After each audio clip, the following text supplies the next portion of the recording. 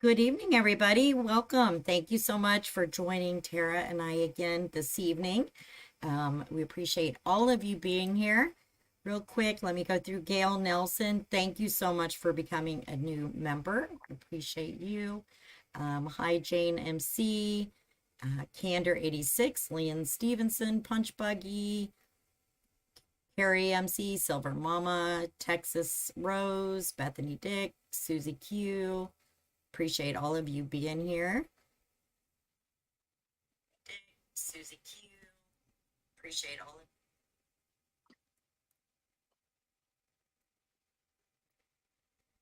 All right. Just want to make sure everybody could hear. They can hear now. So, hi, Lynn Stevenson. Appreciate you guys being here with us. So, tonight we're just going to kind of go back to some of the facts of the case. We will put up a call in number. I did get that figured out today.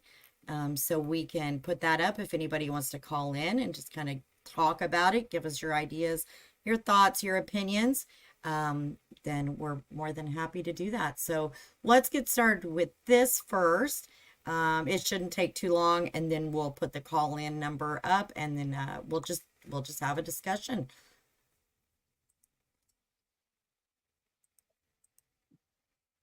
All right, so the first thing, let me make sure that this, okay, so it is showing good on the screen. Hi, Phoebe. Hi, Lobo Lady. All right, so let's get started. Tiffany Adams Mhm. had been fighting for custody for years. She was just doing it through her son, Wrangler. She wasn't fighting, one on one with Veronica until just recently. On Saturday, March 30th of this year, the Texas County Sheriff's Office requested the Oklahoma State Bureau of Investigation Investigative Services for the suspicious disappearance of Veronica Butler, 27, Veronica's on the right, and Jillian Kelley, 39, from rural Texas County after their vehicle was found abandoned near Highway 95 and Road L south of Elkhart, Kansas. Butler and Kelley were traveling to Oklahoma from Hugoton. And it doesn't get said often enough, but between these two beautiful women, they leave behind a total of 6 children, dozens and dozens of families, family members, friends, and an entire community that's really struggling to understand what and how this would have happened. Through the child custody case, recordings were obtained where Rickman, now that is going to be the children's father, they're talking about Wrangler Rickman, discussed death threats by Adams and Adams' boyfriend, Tad Colum. The custody battle began in February of 2019. So, I mean, we're at April 21st of 24. So it had been going on for a good 5 years with many hearings and court appearances. On March 18th of 2024 and March 20th of 2024, motions were filed requesting extended visitation for Veronica. Veronica had filed those requests. A hearing was scheduled to occur on April 17th. Coincidentally, was the date that they were all read their charges, and we got to see them make their little walk into the courthouse the other day. Butler's attorney informed OSBI that Veronica was likely to receive unsupervised visitation with her children at that hearing. At times, Tiffany Adams refused to let Rickman, her own son, have his children, even though Rickman had legal custody of them. Law enforcement previously responded to a call for service where Adams refused to give Rickman his children. Reportedly, the officer told Wrangler that he believed the children were better off in Tiffany's care. Now, I don't think this is just one time that happened. I believe because I've heard of several instances where this occurred. So even though Wrangler had custody of his children, his mom still wasn't allowing even him to see them. And I've heard the Um, same thing over and over again too, Carrie. yeah, it definitely wasn't the one and only time. So then, Mm-mm. um, the all of this comes from the affidavit. So I just kind of picked out the parts that are important that I keep seeing questions about. In this, it says that they are a continuing threat to society. The evidence shows that the defendant and co conspirators engaged in a plot to kidnap, and murder the deceased, Veronica Butler and Jillian Kelley, in order to prevent the lawful granting of custody and or unsupervised visitation by the court. The defendant and conspirators attempted said crime previously. They both had traveled to Hugoton in an attempt to lure Veronica out of her home, and additionally planning to organize her death by throwing an anvil through her windshield while she drove down the road. Not the first time, and these were reported. Mm-hmm. The proof of guilt is evident.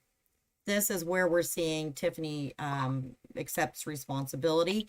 It says, see attached sworn affidavit detailing the relevant facts at this time. State would point out that after arrest, this defendant, Tiffany Adams, did provide a recorded statement to law enforcement indicating her responsibility for the death of the deceased. And if there's any questions or anything, just holler out at me, Tara, and I will stop. The attached affidavit, no condition would assure the safety of the community if they had been given bond, which includes the witnesses and court personnel involved in the case. The facts are that in order to prevent Veronica Butler from regaining custody and or unsupervised supervision with her children, the defendant and conspirators were willing to commit murder. Said murder was complex and involved extensive preparation. There are statements of the co-conspirators that their problem would be taken care of because in addition to removing Veronica, they knew the path the judge walked to work. Now, faced with the consequence of its sentence of death or life in prison, the defendant and conspirators would be willing to do anything since they have shown to be willing to commit capital murder in order to limit Veronica's visitation. The father of those children is Wrangler Rickman. That is Tiffany Adams' son. Butler's visitation with her children was court ordered to be supervised every Saturday. Adams had a particular person that she preferred to supervise those visitations. That person is Cheryl Brune. You've heard her name quite a bit. The court ordered Adams to pay for Brune to supervise visits if that is who she wanted to be present. Otherwise, Butler was to pay for the person to supervise. Adams said that Brune was unavailable to supervise the visitation on this day, March 30th of 24. So Butler was required to arrange a supervision with one of her 3 approved individuals. She contacted Jillian Kelley of Hugoton and planned to have her supervise the visit. So they weren't like friends that had originally come out. They were acquaintances kind of thing. They did know each other, and Jillian had supervised visits previously. OSBI interviewed Brune, and she said that she was available to supervise the visit that day, but that Tiffany Adams told her to take a couple of weeks off from the visitation so that Tiffany could question the children related to how Butler's approved visitation supervisors were. So she wanted to question the children. I think she did that quite a bit. Butler and Kelley's phone records indicated their devices were actively sending signals to their carriers until approximately 9:42 a.m., after which the devices were no longer seen by the networks and stopped transmitting.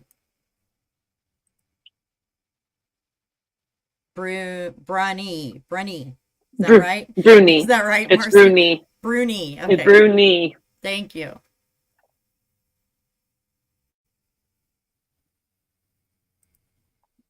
Juanita said, I don't think Wrangler Rickman, the father of Veronica children, he should not even be considered to receive custody. Well, he's gonna have a problem with custody, I think, on his own, just because of some of his past and things like that. He's definitely gonna have to make a whole lot of amends and do some work on himself, but I don't think he'll get full custody. Tessie says, is the volume low or is it just her? I don't know. Let me. I can hear you, but I'm in. So volume is. Lacey says it's fine. Yeah, the volume's fine. I can hear, but I'm on the inside. Thank you. Smelly Story said this killing crew is pure evil. Yes, they are. All right, so Butler and Kelley left Hugoton, Kansas, and traveled Highway 95 and Road L, about 5 miles north of Four Corners, where they were supposed to actually meet. Butler and Kelley arrived at that location at approximately 9:40 a.m. Veronica planned to bring her daughter to a birthday party, but after they didn't arrive to that birthday party, her family began looking for her.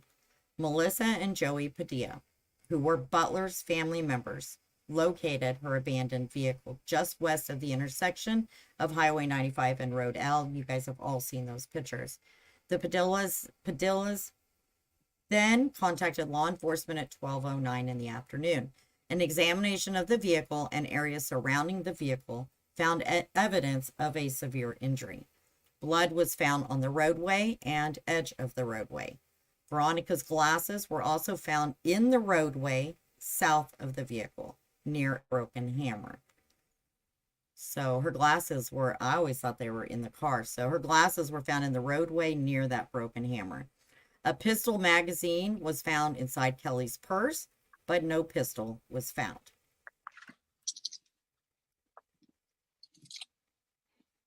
Now, this is going to go on to describe a little bit of the other people, possibly at least affiliated in some sense.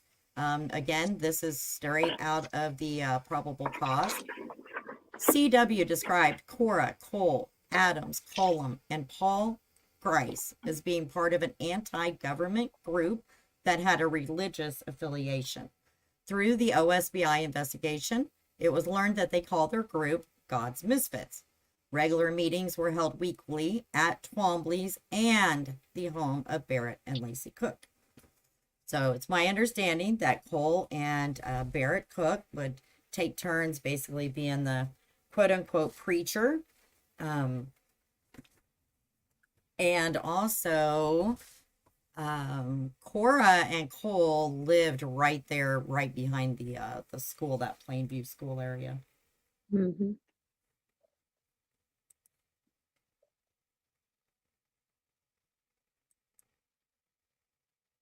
Hi, Hannah. Thank you so much. We appreciate that. Wonder why Veronica wouldn't come out of the house during the first attempt. Wonder if she's suspected. Well, she had many threats and she had reported those as well, as had Wrangler. So, I mean, I'm sure Veronica was just a nervous wreck most all the time, especially after she made that filing, you know, to get more visitation. And Sonia, thank you so much for being here. We always appreciate you. So I believe I have that answer. I'm not quite sure. Let me look real quick. That school is owned by the school district. According to the records, it's owned by the alumni entity, is what it's listed under.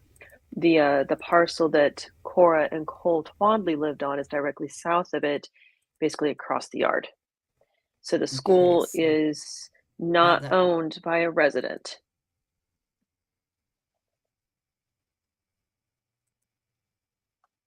So that shows up pretty good, I think. So you can see where Cole lived in relation to the school right there. Yep. So there's a parcel to that. It's on that top left corner. That's owned by the fire station. It's owned by emergency fire service of some sort. And then you have the parcel on the lower left and the top right. That's both school, and then Twombly's is kind of tucked right in there. And they've owned that for several years, it looks like. So how are they able to have meetings at the school? My understanding is they could rent it out.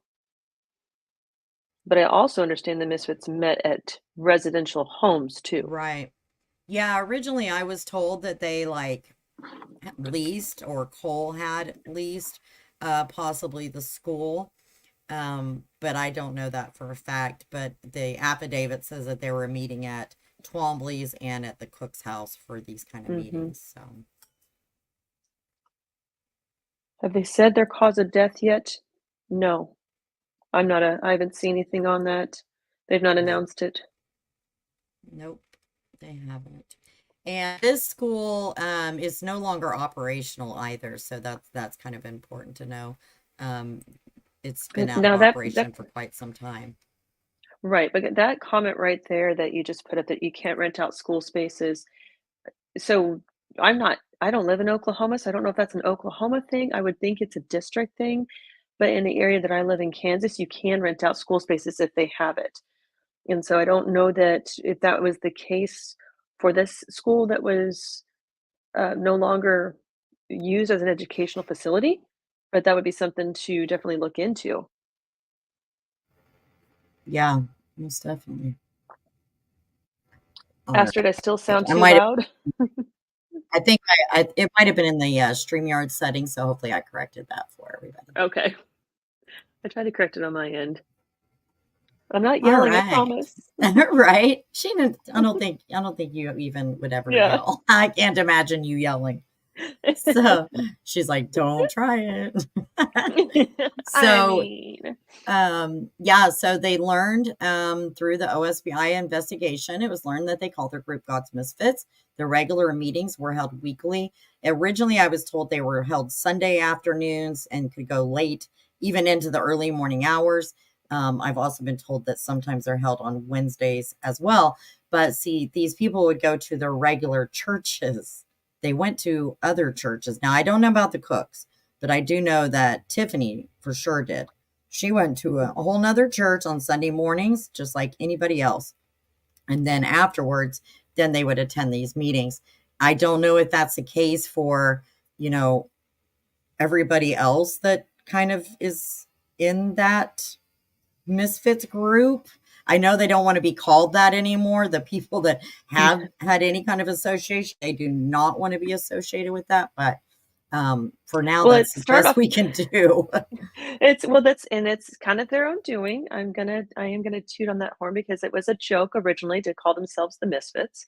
It kind of stuck amongst the group, and then tragedy occurs, and then it takes off in a very negative connotation. So I don't think they wanted it to be meaning something negative. It was a joke amongst themselves, and it was a joke that kind of just took a turn south, unfortunately. But there's to your point, Carrie, there's no other way to call it at this point. That's what they went on Facebook and announced themselves as. So Yep, they if the certainly shoe did. fits, lace it up. That's right. So they had also disclosed that other attempts to unalive, sorry, we have to kind of use different words, but Veronica Butler occurred during February of this year near Hugoton, Kansas, in which Adams, Colum, Cole, Cora, and Grice went to Hugoton, but Butler did not leave her residence. And this is consistent with the web search discovered on Adams' phone about how to get somebody out of their house. CW stated that Cora told her that the plan to kill Butler in Kansas was to get in front of her while she was driving and to throw an anvil through her vehicle windshield. The plan was designed to look like an accident, as anvils fall off work trucks regularly in the area. Unreal. So I'm kind of curious, and I have been, and I'm gonna actually I'm googling it right now. I never would have thought to Google how to get somebody out of their house. Me Like, how either. does how does that? So I'm googling it right now, and What there's no shows like. up, I'm scared to know.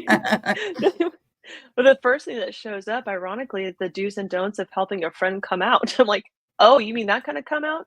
Wait, hold on. Like, I don't understand. That is such a weird, and I'm a Googler of the Googlers. I don't understand how that just blows my mind that you would actually Google something like that. I don't know. I that's just Well, I just found I that mean, intriguing. to me, the smart thing would have just been able to say she got an extra day with the kids or something. But then Veronica might Yeah, have, that might have been a red should have flag for her. been That might have right. been a real red flag. I don't know. I don't know either. I just thought that was the most odd thing to find on a Google search is how to get somebody out of their house.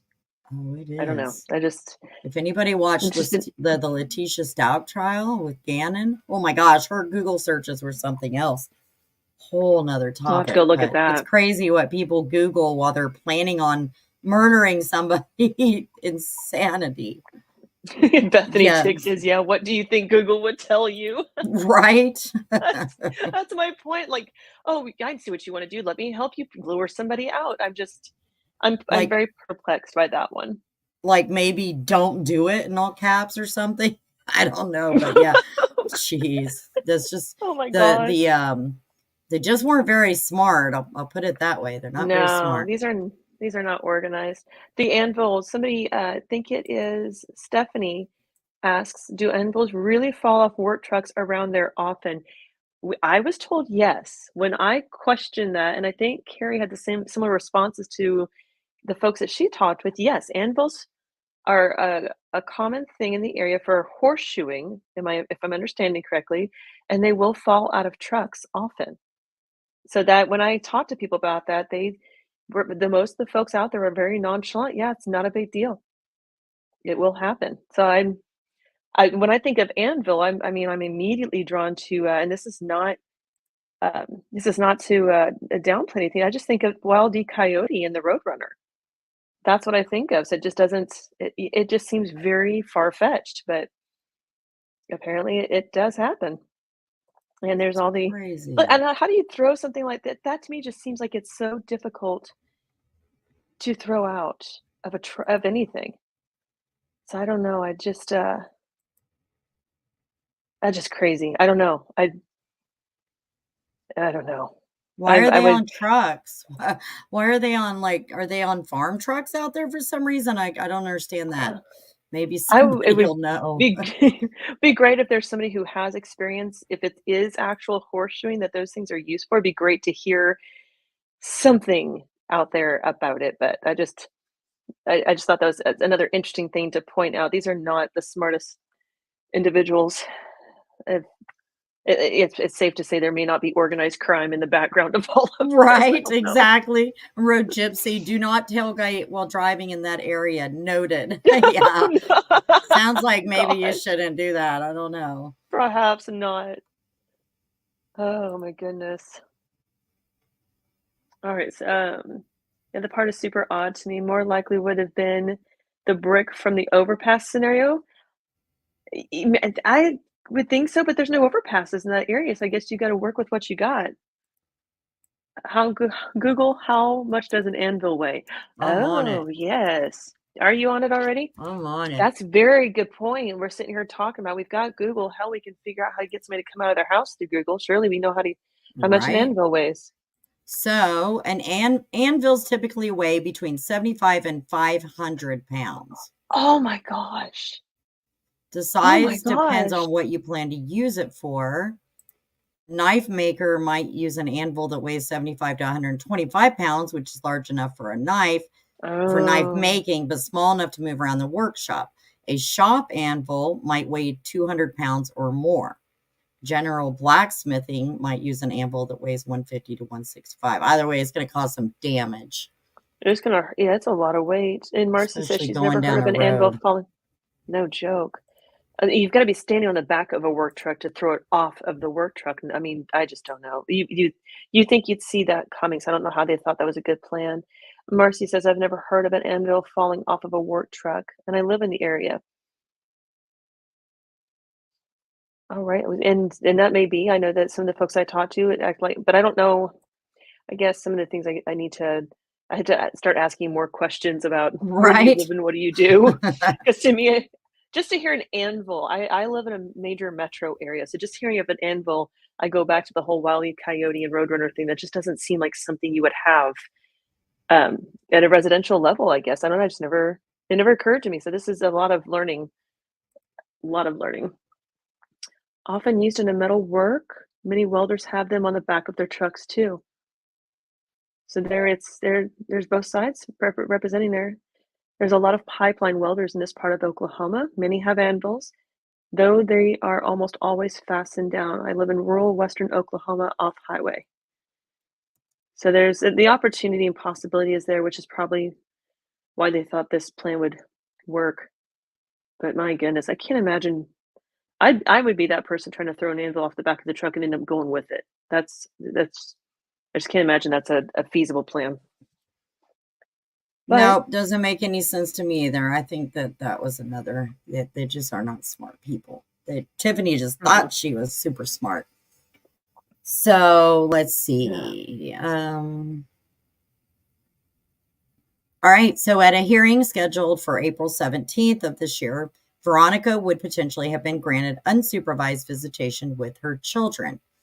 Adams vehemently opposed this and went to great lengths to plan and purchase items used in Butler and Kelley's murders. The crimes and the bodies were concealed. Attempts were made to obscure Adams, Cullum, Cora, and Cole's whereabouts at the time of the murder. And I'm just saying, I think I know where they were at or who was hiding them out. Adams, Cullum, Cole, and Cora were willing to kidnap and murder 2 victims to limit visitation for Veronica Butler. They are therefore willing to take any extreme, violent measures to protect themselves and thwart the criminal process. So I just got a message that says, anvils don't fall off of trucks often. I've lived in the area my whole life and never heard of something like that happening. These people aren't the sharpest tools in this shed. Yeah, I mean, where I live, I haven't heard of it either, so I'm kind of surprised. If that's now like there's some interesting. Go ahead. There's some interesting comments coming in about an anvil hammer. That might be what folks are referring to, and I've Googled that. Now that I can believe. It's a hammer-looking object, and I know I've seen one of those. I've seen those in use when I've watched something on TV where there's a horseshoe being taking place. I'm not even sure the right terminology. Because again, I'm from the metro. My country girl ways have long gone. But I can see how that plan, if they were talking about throwing an anvil hammer off of a truck. But even then, you'd have to be in the back of that truck with a pretty good aim, and I think that seems more feasible, but it still doesn't seem any more smart. Not that these people were smart, we've established that. There's a lot of, and Blue Sky says there's a lot of tools on highways that fall off, but I've never seen an anvil. Hammers, wrenches, etc. are used, but not normal for typically fastening down tools. I mean, like, I know my husband has all, toolboxes and stuff. They're not just flying around, flying out on people, but is this right? Is this like the type of hammer that was found at the scene? Is that a possibility? That's where my mind was going. Now that would make sense if it's that. I could see that being a possibility. We've got some folks in here who know better than we do, so hopefully they could tell us. But yeah, I do think that Tiffany thought she was going to get away with it too. Oh, definitely. I think she was completely. I have so few nice things to say, but that's okay. They wanted it to look like it, so they were going to stage it, is how I read it. Oh, okay. Okay. Yeah, that could be too. That's a good point. But it's all around just sometimes there are no words. I was muted again. Oh, sorry about that. All right. So, Adams, Tiffany, and Tad have a history of violent interactions, including death threats and intimidation against individuals who disagree with their ideas. That is a fact. And I can't tell you, I couldn't even count on 2 hands. It'd take more than that of how many people that they have that have discussed that they were threatened by one or the other. Members of the conspiracy participated in multiple attempts to murder Veronica Butler in the states of Oklahoma and Kansas. They abide by their own philosophy and they have no regard for the sanctity of human life. Adams, Cullum, Cora, and Cole have resources sufficient to organize and execute a complex murder. Therefore, they also have the resources to flee if given the opportunity. At the time of his arrest, Tad had, and we knew he was very well armed. I was very nervous, knowing, kind of the things that we knew at the time. I was pretty nervous for law enforcement to go in there, honestly. But, as always, they know way more than we do, and they came in very, very prepared. couldn't be more proud of Oklahoma, the OSBI, FBI, all of it. But yeah, so they had sufficient resources to organize and execute. Oh my gosh, a complex murder. Therefore, they also had the resources to flee if given the opportunity. At the time of his arrest, Cullum had a rifle, ammunition, body armor, and a go bag prepared at his residence. He didn't get his go bag going soon enough, apparently. Adams and Cullum owned numerous guns and other weapons. Adams and Cullum pose grave danger to witnesses and community members. No conditions exist which would effectively assure the safety of the community or any person involved in this case, including court officials, should Adams and Cullum be released. And they're saying, I'm almost positive the including court officials is because, remember, they did have to give one of the judges 24/7 protection around the clock. Mm-hmm. There's a question in there. I'm curious what the accused were doing before they arrested for those 2 weeks. Were you able to talk to any of them? No, didn't talk to any of them. I'm sure that we came in some kind of contact with them at some point late at night. But the only thing that I really was made aware of was that the kids were in school every day, just because I was concerned for them. And I reached out to somebody that would know. And so I was able to keep up at least on Veronica's kids, making sure that they were okay. Tiffany was actually driving them to school still every single day. And there towards the end, she started driving a car with Colorado plates, which was not her typical vehicles that she would use. But she was taking them to school. And that was about all I knew of them, what they were up to. SR says I call him Tadbert.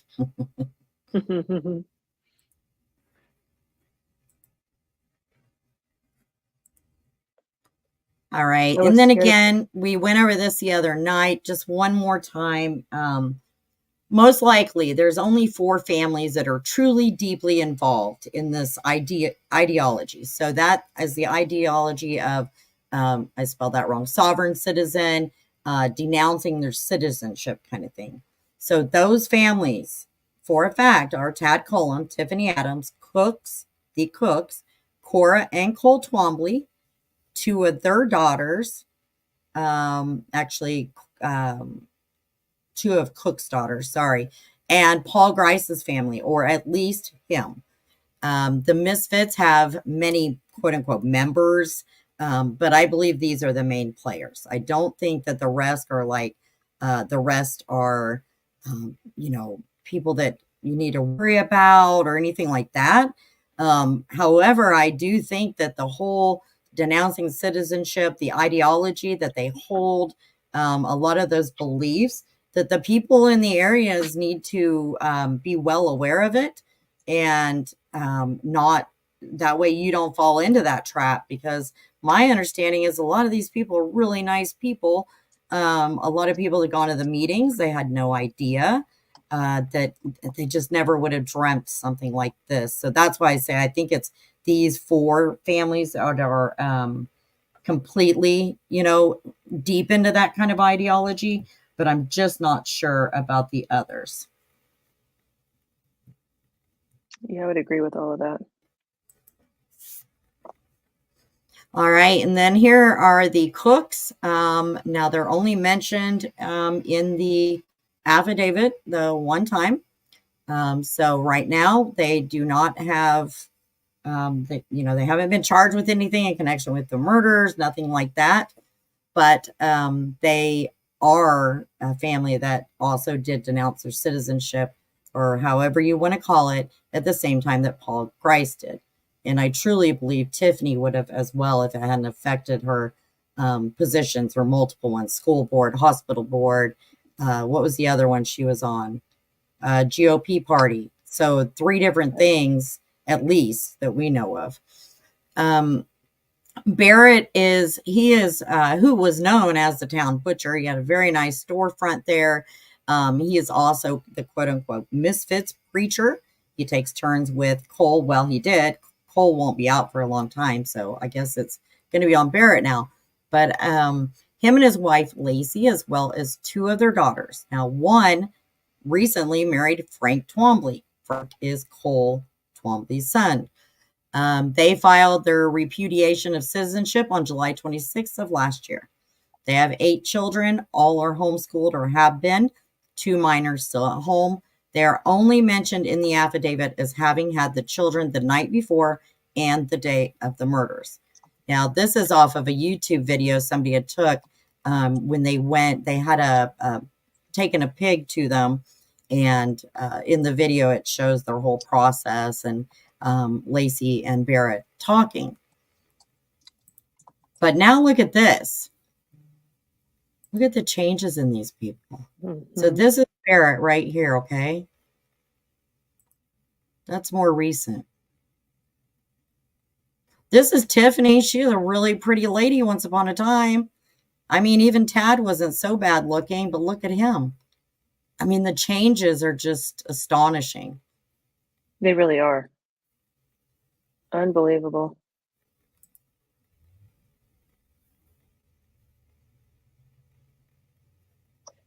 It's kind of mind-blowing. So Bethany said they seem to be carrying on as normal. Cole and Cora had a birthday party. Ridiculous. Well, they had a birthday party. Tiffany had a birthday party for one of Veronica's children that Veronica was supposed to be for. Cole, there was a birthday party for another Cole. One? Yeah, the week in the days following within the week that of March 30th when the girls were attacked, and Cole made a post about it on Facebook saying, "Thank you so much. Got to spend this birthday with great people and the gracious." And I remember that word specifically. I do believe gracious Cora. And so it was just within a few days of the attack. That's what set off a lot of comments on the Facebook group. Was they're carrying on as though nothing happened with birthday parties. There was no signs of any kind of issue or major event that had occurred. They're just everyday lives. Yeah, they were just going on about things. I mean, Tad was doing business with the judge and getting his sawmill set up and all sorts of stuff. I truly just think that they thought that they would get away with it again. Now, a lot of the rumors have actually tampered down, thank goodness, because I went looking for them, and I was even asking our mods, like, okay, what's some of the biggest rumors you're hearing that still need to be addressed? And they really couldn't find any. So there was only a couple. This one for sure. Cora Twombly was not a Twombly before getting married the first time. Her maiden name is Moore. She married a White, and then she married Twombly, and I did verify that. So yeah, she was not a Twombly. So we'll put that one to rest. It's not like she married her first cousin or nothing like that. Right. And then the other one I want to put to bed, so I can clarify with 100% certainty. I took this picture. I did. All right. This is the vehicle that toyed with us the night I arrived out there to the area, the Four Corners.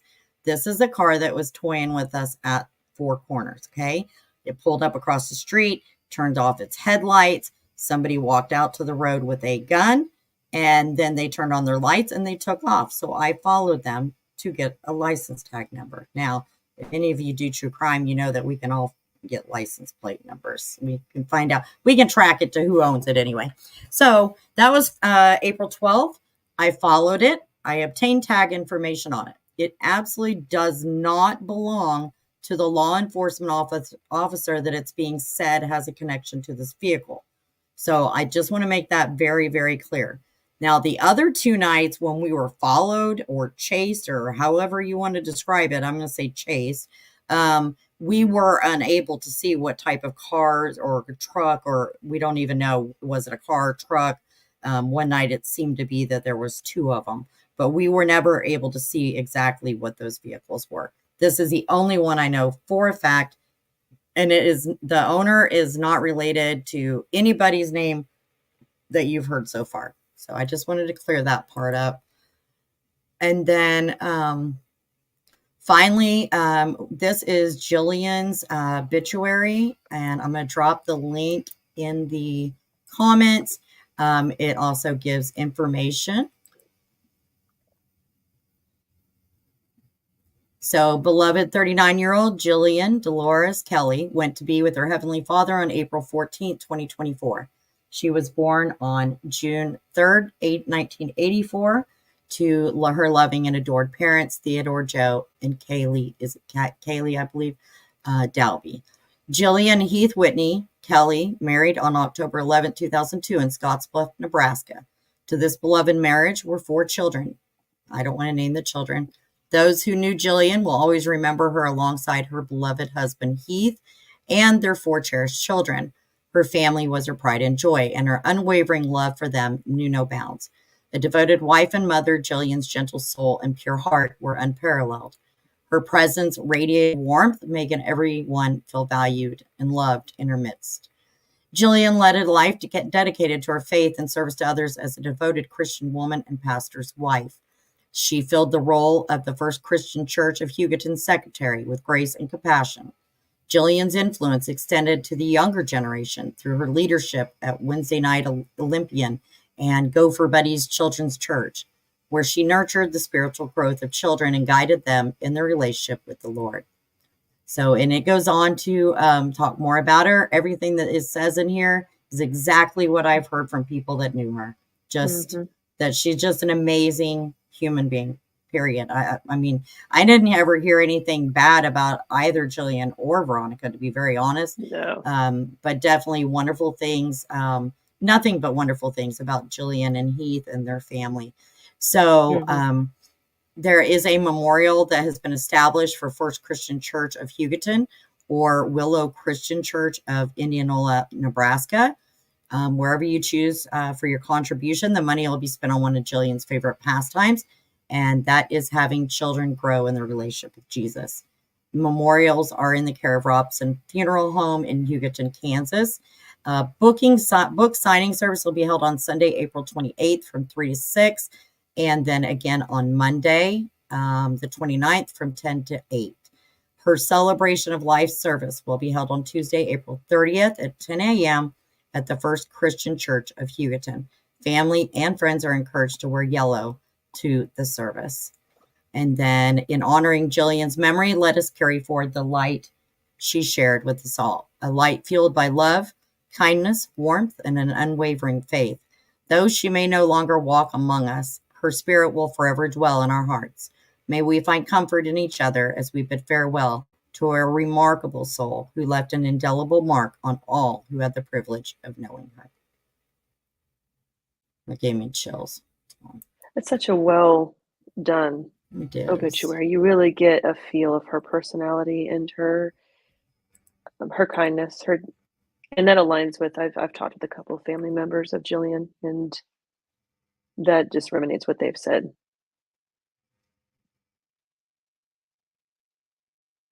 It would at some point, Carrie, it would be great that we do a live where we can bring those who know Jillian. Yes, anytime, and Veronica. Anytime they feel comfortable. I mean, like, we'll open the phone lines here in just a second. If they feel comfortable and they want to share their stories, we want that. We just had a hard time, getting those that feel good, comfortable enough. It's obviously a very emotional time for them as well. So I can understand that, but absolutely, they are definitely free to do so. And then, so I have put that obituary with the date in the comments, and I will pin it real quick. Yep, it is in the comments. There was Hannah Allen asks, did TA know it would be Jillian? I wasn't sure with what I read because they said Veronica had 4 supervisors. From the way that the affidavit reads and some of the paperwork that we've seen, the documents, and Carrie, correct me or confirm, Jillian had 3 approved court-approved supervisors. Those were the ones that Tiffany said, yes, I agree. There was a few others that Veronica had tried to get through, and Tiffany said, no, that I don't agree to that. And I believe that Tiffany was supposed to have 3 herself. I think they each had um, one go-to and then a couple of alternates. But that particular time, um, Tiffany had told the the supervisor who was supposed to go, the typical one, which was Cheryl Brune, take a few weeks off. I want to see, and this is per the affidavit, I want to see how Veronica's supervisors act, and I wanted a report from the kids on it. So Tiffany did have intent to make sure it wasn't one of her supervisors that were there, with the reasoning being she wanted to see how the other supervisors were doing through the kids' eyes. Yep. I have a feeling she knew. It's been said, and I believe it's in those court documents that um, Tiffany thought Jillian basically was the enemy as well because she felt that she stood up for and protected Veronica. But she did have, there was 3 to choose from. Mhm. Tiffany called off the one, which that one says, well, I was available. So she was called off, and I think that I believe, I don't know that it would have mattered who was with Veronica that day, but I Mhm. believe, knowing that Jillian had been with her on previous visitations, that it's very well, likely that Tiffany might have assumed that that's who she was going to bring. And Jillian, sadly, was not Tiffany's favorite person either. In fact, anybody that was kind, it seems, was not one of her favorite people, or at least if you were kind to Veronica. Mhm. It's unfortunate. Neither one deserved it or earned it. Not that you do, but just it was very heartless. Definitely. All right. So that's what I have. The phone number that you can call in is up on the screen. It will not announce your number. So if you'd like to call in and want to discuss anything about it, or if you just knew Veronica or Jillian and you'd like to talk about them, um, if you have other information or you can clarify some of the things that we have been saying, we'd love to hear from you. So give us a call. And Agreed. meanwhile, we'll just go through the chat. Yes, what comments, questions, curiosities do we have out there? If it was Jillian's first time going, then I'm curious how TA would hold something against her. It wasn't, to my understanding, that was not Jillian's first time. It No. was considered that because Jillian supported these visits through her supervision, she was considered the enemy. She was considered to be evil. Um, and I think the term was in the affidavit was guilty because she supported um, Veronica, and so there was a definite understanding of who she was. I've heard several times that Jillian and Veronica were not friends in terms of hanging out regularly. They were individuals that they knew, they were acquaintances, and Jillian felt comfortable being a help to Veronica. She was very sympathetic and compassionate towards the situation. It would be great to hear stories about both of them, Lacey. It would be very heartwarming to hear stories. You guys are quiet in the chat tonight. Surely you got something. They are quiet. I was trying to pull that part up. If you Hmm. want to keep chatting with them, I'll Sure, try I to will. find that part in here where it does say that Veronica or that Tiffany basically thought Jillian was, Was she evil. was It'll against be Jillian as well. So give me a second and I will pull that up for you guys. so I know the question was answered, but I'm going to go ahead and address it because I don't know who reads the chat and who listens. But there's a question about why April 14th was listed as the date of death Oh, yeah. for Jillian, because that's because and Road Gypsy answered it. I think Bethany answered it, or Hannah did. That's because of the day they were found, identification, reunification with family, and so the reason. I think it's kind of almost a common sense reason, I would say, but Road Gypsy, you can correct me. I know you've got some understanding. That's the first day they know for certain in finding them. And I'm sure the coroner can go back and say something else, but that makes the most sense when it comes to definitive dates. Elephant in the room, Paul Grice. Bethany, Right. you are such that's awesome. Um, Kind of, sort of, huh? Let's see. Let me share. so I'll tell you that through my conversations, the things that I learned and the things I could verify, and I'll be honest that the tips that I had to share, I I just don't buy what News Nation reported on. I am going to throw that out there because it's out there that Paul Grice. They say he was questioned and released. That may be, but his involvement, I don't see how he's not involved.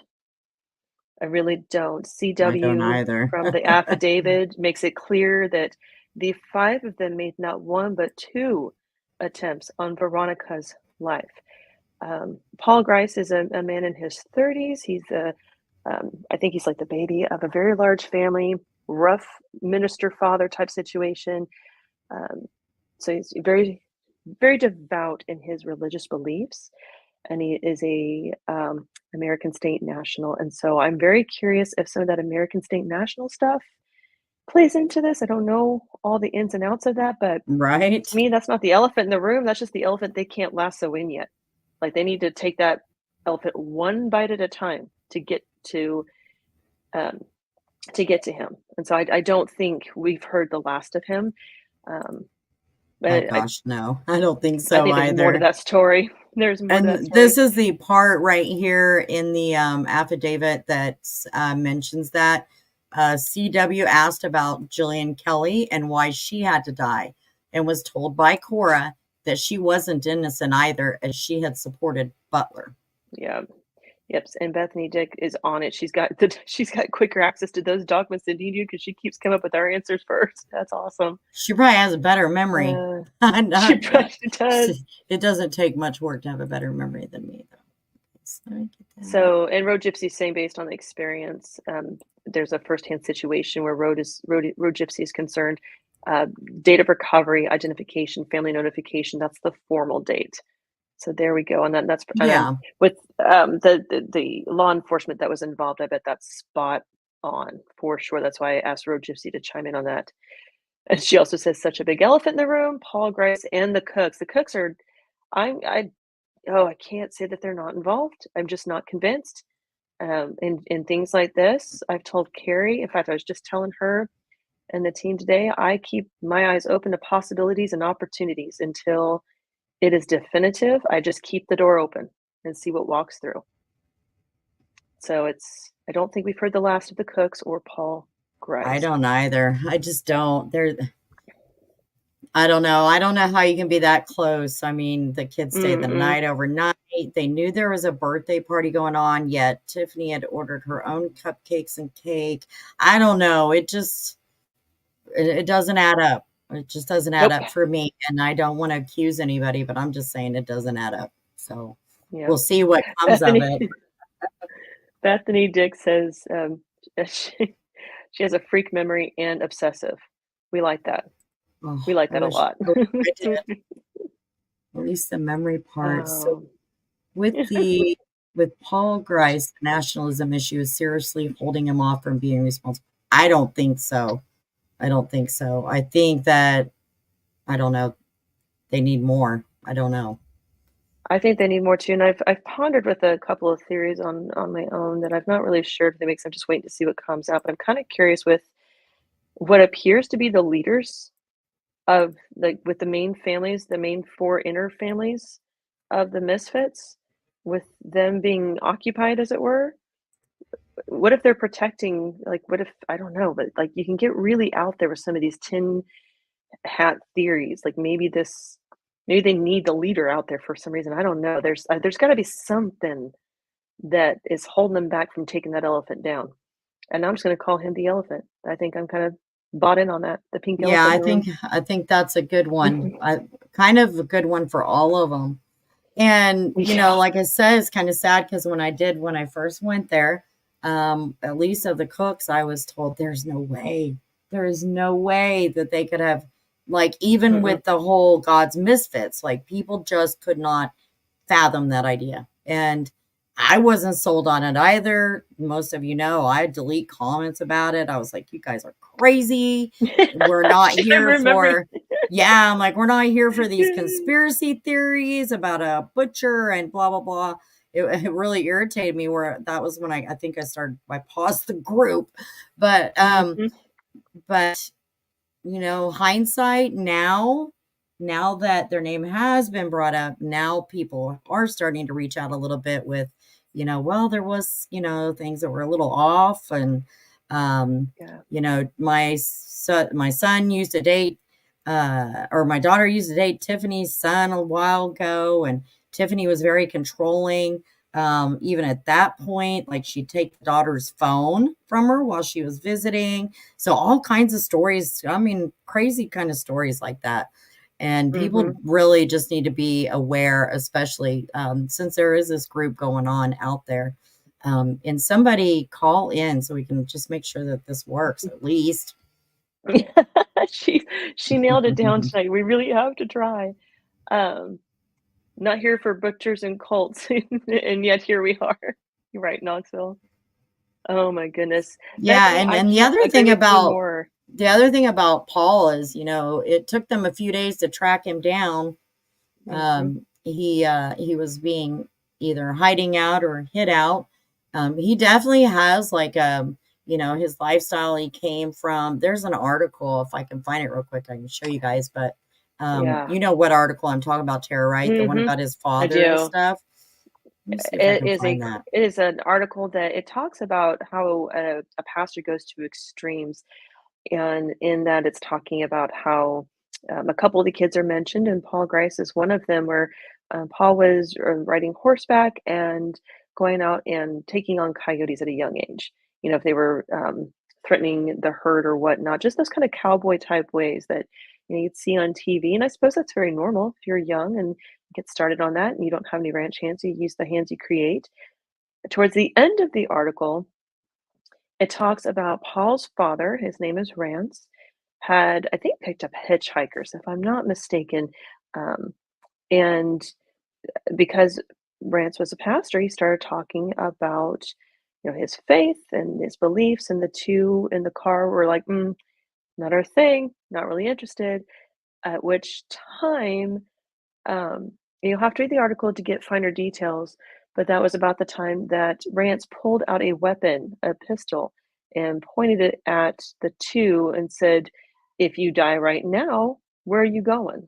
And it's that type of thing. And so it's just very much very odd, eccentric behavior, I would think, for a pastor, but so that's as soon as she finds the article, it is worth the read. It's a little bit lengthy, but it is worth the Yeah, read. I have it pulled up Um, here. I'll read it real quick.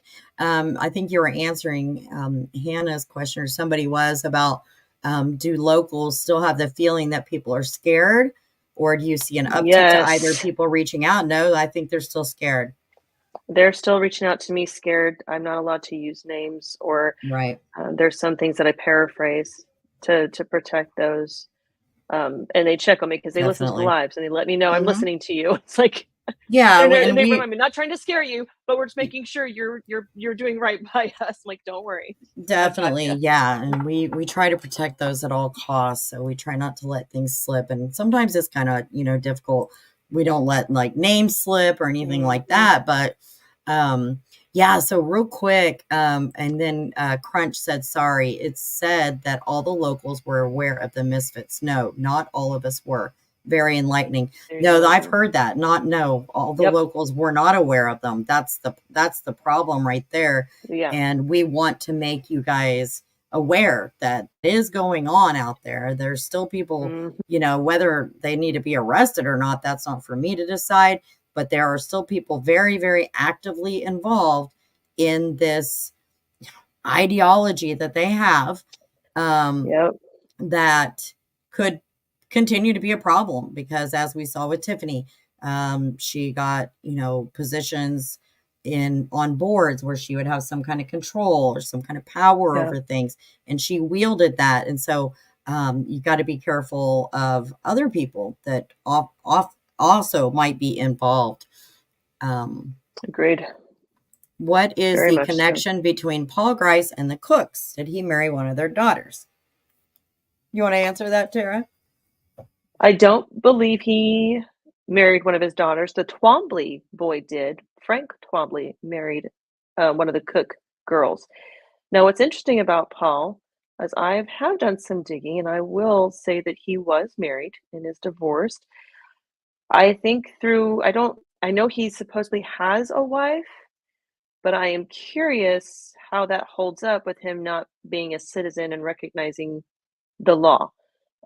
Being married is a legal contract anymore, and so I've not heard or they've ever been asked or even pointed in the direction that Paul married one of the Cook daughters. So that's where we're at right now. Bethany keeps, I like what Bethany said. I'm going to jump back up to that.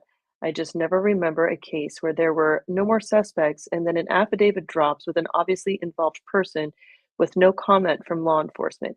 Bethany, I Right. agree, and I'll tell you what. It's awfully interesting that throughout the entirety of the case, prior to the arrests, they kept saying, "We don't have any suspects." And you're like, "Really? Really?" And then 4 magically appear out of thin air. And Yeah. so I don't think we are being, I don't think the OSBI or law enforcement, I don't think they're honoring transparency the way that we're trying to, but they kind of don't have to either. When they want to get their people, they are going to kind of work the communication the best they can to achieve their goal, which is ultimately getting justice for Veronica Butler and Jillian Kelley and their families. That is where I stand with that. But I'm totally behind you on that one, Bethany. I think we will eventually see more arrests for sure. Do you get the impression that since people are still scared, more people are involved or under TA's control even while she's in jail? I don't know that TA has the power right now, but I think there's a power player Yes. out there. That's how I I feel as definitely, well.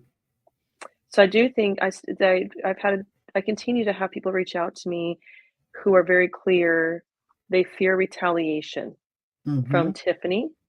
I don't know how exactly. When I've tried to get that information, they've just made it clear that yes, she's being housed by the law enforcement at taxpayer costs, mind you, but they still fear what the capabilities are. So that tells me there's a reach out there that goes beyond Tiffany, but was attached to Tiffany the entire time, which is why the elephant in the room intrigues me as something that they're taking one bite at a time. Does me too, as well as like OSBI, like you said, Tara, they kept a lot to themselves, a whole lot. We're like, where is a press conference? What is this guy on TV even talking about? Why is he wasting his time? People were getting Right. upset. As somebody that covers true crime, I got it, but it was still a little frustrating. Like, give us more, give us more. We always want more. It's not our right to have that information, but um, I always found it a little interesting that local law enforcement was kept out of the entire picture. I don't know if that's Yes. normal, or if it's even a normal or abnormal kind of thing. I just found that was, to me, that was interesting as to why all local law enforcement was kept out of it. Just Yeah, there's been another avenue to go down. yep, it really is. All right. So real He quick, this article, this is about mhm. Paul Grice's dad. Okay. This is back in January of 2001 in Kenton. Even the evangelists in no man's land are tough. Consider Rance Grice, the first preacher I met in the Panhandle. Rance is the pastor at the only Baptist church in Kenton, which is the only Oklahoma town in the Mountain Time Zone. At the moment, his church is without a deacon, Truman Tucker having died in the autumn after more than 50 years of ringing the bell atop Kenton Baptist Church. Pastor Grice and his family live in the log cabin parsonage next door to the church, where in the summer they raise the windows for service. They had 9 children. One of the daughter's chores is to shush their dogs when they bark during the sermon. Another of her chores is to milk Betty Buttercup, who lives in a barn behind the parsonage and is about 2 months away from calving. When I met the Grices, Buttercup had been sporting an attitude. I have a bruise about yay big, so I'm a little leery, Esther said, pointing to her left knee. In self-defense, she tied Buttercup's legs to a post in the barn for milking. That's a half hitch, in case you didn't know, she said to me as she tied Buttercup's leg. I, of course, didn't know. She tucked Buttercup's thrashing tail in the crook of her wounded knee. Buttercup usually gives a gallon morning and night, more when she's eating protein cakes. Once she has milked Buttercup, I'm sorry, I'm trying hard not to laugh here with Buttercup, Betty Buttercup. Esther strains the milk, pours it into gallon jugs, and marks it with a date and an A for morning and P for evening before putting it into their extra refrigerator. John Grice, 14, and Paul, 8. So in 2001, Paul was 8 years old. They were born in boots and cowboys' hats. They're learning to ranch at the knee of their father, who runs his own herd of cattle and works on other ranches in between preaching. Janice, their mother, schools the children at home in addition to running the household, horses, and help move their herd. In the spring of 99, Paul and John helped their father track a mountain lion that was killing goats. The cat weighed 107 pounds. Paul weighed 46 at the time. The kids are cowpokes to their toes, which are wedged into their pointy toe boots. A pair of kid-sized hand-me-down boots hang on the stone fireplace. The left boot is wrapped in duct tape, which is how Esther wore them before her parents finally retired them. I have a friend who worked at a morgue, Rance Grice reports. He says you can always tell the cowboys when they are laying there because their toes are all scrunched up from their boots. But to the matter of tough evangelism, Rance tells the time he picked up two young hitchhikers along the highway. As Baptist preachers do, Rance steered the conversation to the matter of the saving grace of Jesus. His passengers, however, were a bit cocky and not real interested in his conversation. So the good pastor pondered the possibilities and presently pulled his pistol from underneath his seat, and in a rapid motion, he put it to the head of the man by the window. Where would you go, he asked, if I pulled the trigger? From that moment, Pastor Grice assures, the young men developed a real interest in hearing about the Lord. Probably would too if I thought my life was on the line. Yeah, I'm like, okay, tell me everything you got. Yeah. What do I need? Tell me it I got all. nothing but time. Right? Just save me here. Literally put the gun down. Oh my goodness. Oh, okay. There's the comments are starting to come in. This is getting exciting. I think you're giving Tiffany way more credit for her power than there actually is. Her family had a significant amount of land. Tiffany operated a snow cone operation and landscape business. I don't have too many, and I don't carry. But that's It not seems like all you she would. did. I mean, okay, so No. here's an example, okay? And it's a real example that we know is a fact, okay? Tad spent 2 weeks prior to this incident of murdering two women. For 2 weeks prior to that incident, he hung out with a local judge every day doing business. Now, you tell me there's not some kind of power, and I'm not saying that judge is involved. That is not what I'm saying. But you got friends in high places, you got friends in low places. And apparently they had friends in both places, I think. There was those that thought very highly of them and never saw this kind of side of them. And there were others that had seen this side and were definitely, afraid of them and afraid of retaliation of any type. And so a lot of people just didn't say anything. But it looks like, according to that affidavit, law enforcement is well aware that they've made multiple threats, at least to Veronica and to Wrangler previously. Yeah, I agree. And the power that we're talking about, it's been from a lot of different sources. And I mean, maybe it doesn't seem like power, but to some people, maybe it's a lot more than it would be to others. And so if it's enough fear factor there, and I've been told that Tiffany's family at one point was a very prominent family, and they yielded and wielded a lot of power and a lot of opportunity in that area. Some things took place. I think it had to do with Tiffany's father dying and all that estate stuff and what have you, and that may have shifted the balance a little bit. but it doesn't seem to change that people said, "Hey, I'm gonna give you this information, but please be very careful in how you use it and share it because it will get back to me, and I don't want her to know I said it." That tells me there's something going on there, Oh and it yeah. affects everybody differently. I still get at least, I don't know, 10, 20 messages a day with the same thing. Like, I want to tell this, but you can't say that I told you this kind of thing. I think a lot of that is people just needing to get things off their chest. And that's Mhm. fine because Tara and I are a safe place to do that with.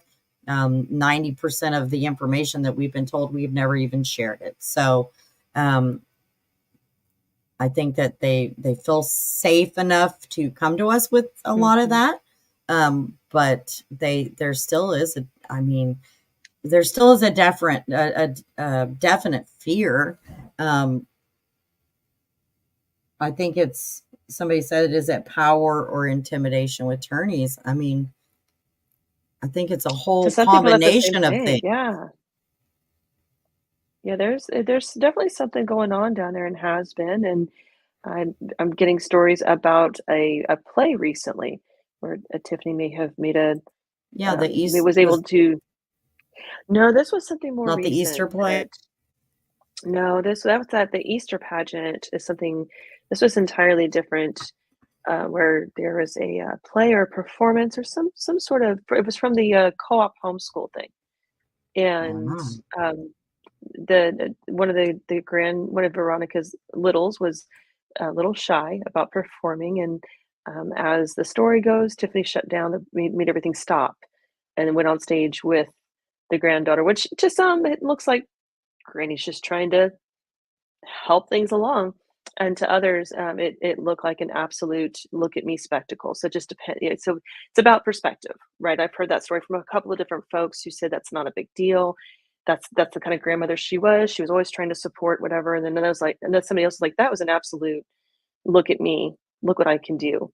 So perspectives do mean a lot when it comes to a small community, and people are going to pick up on those perspectives, and that's how they know how to yield power, how to develop power. It's mental power is what it sounds like.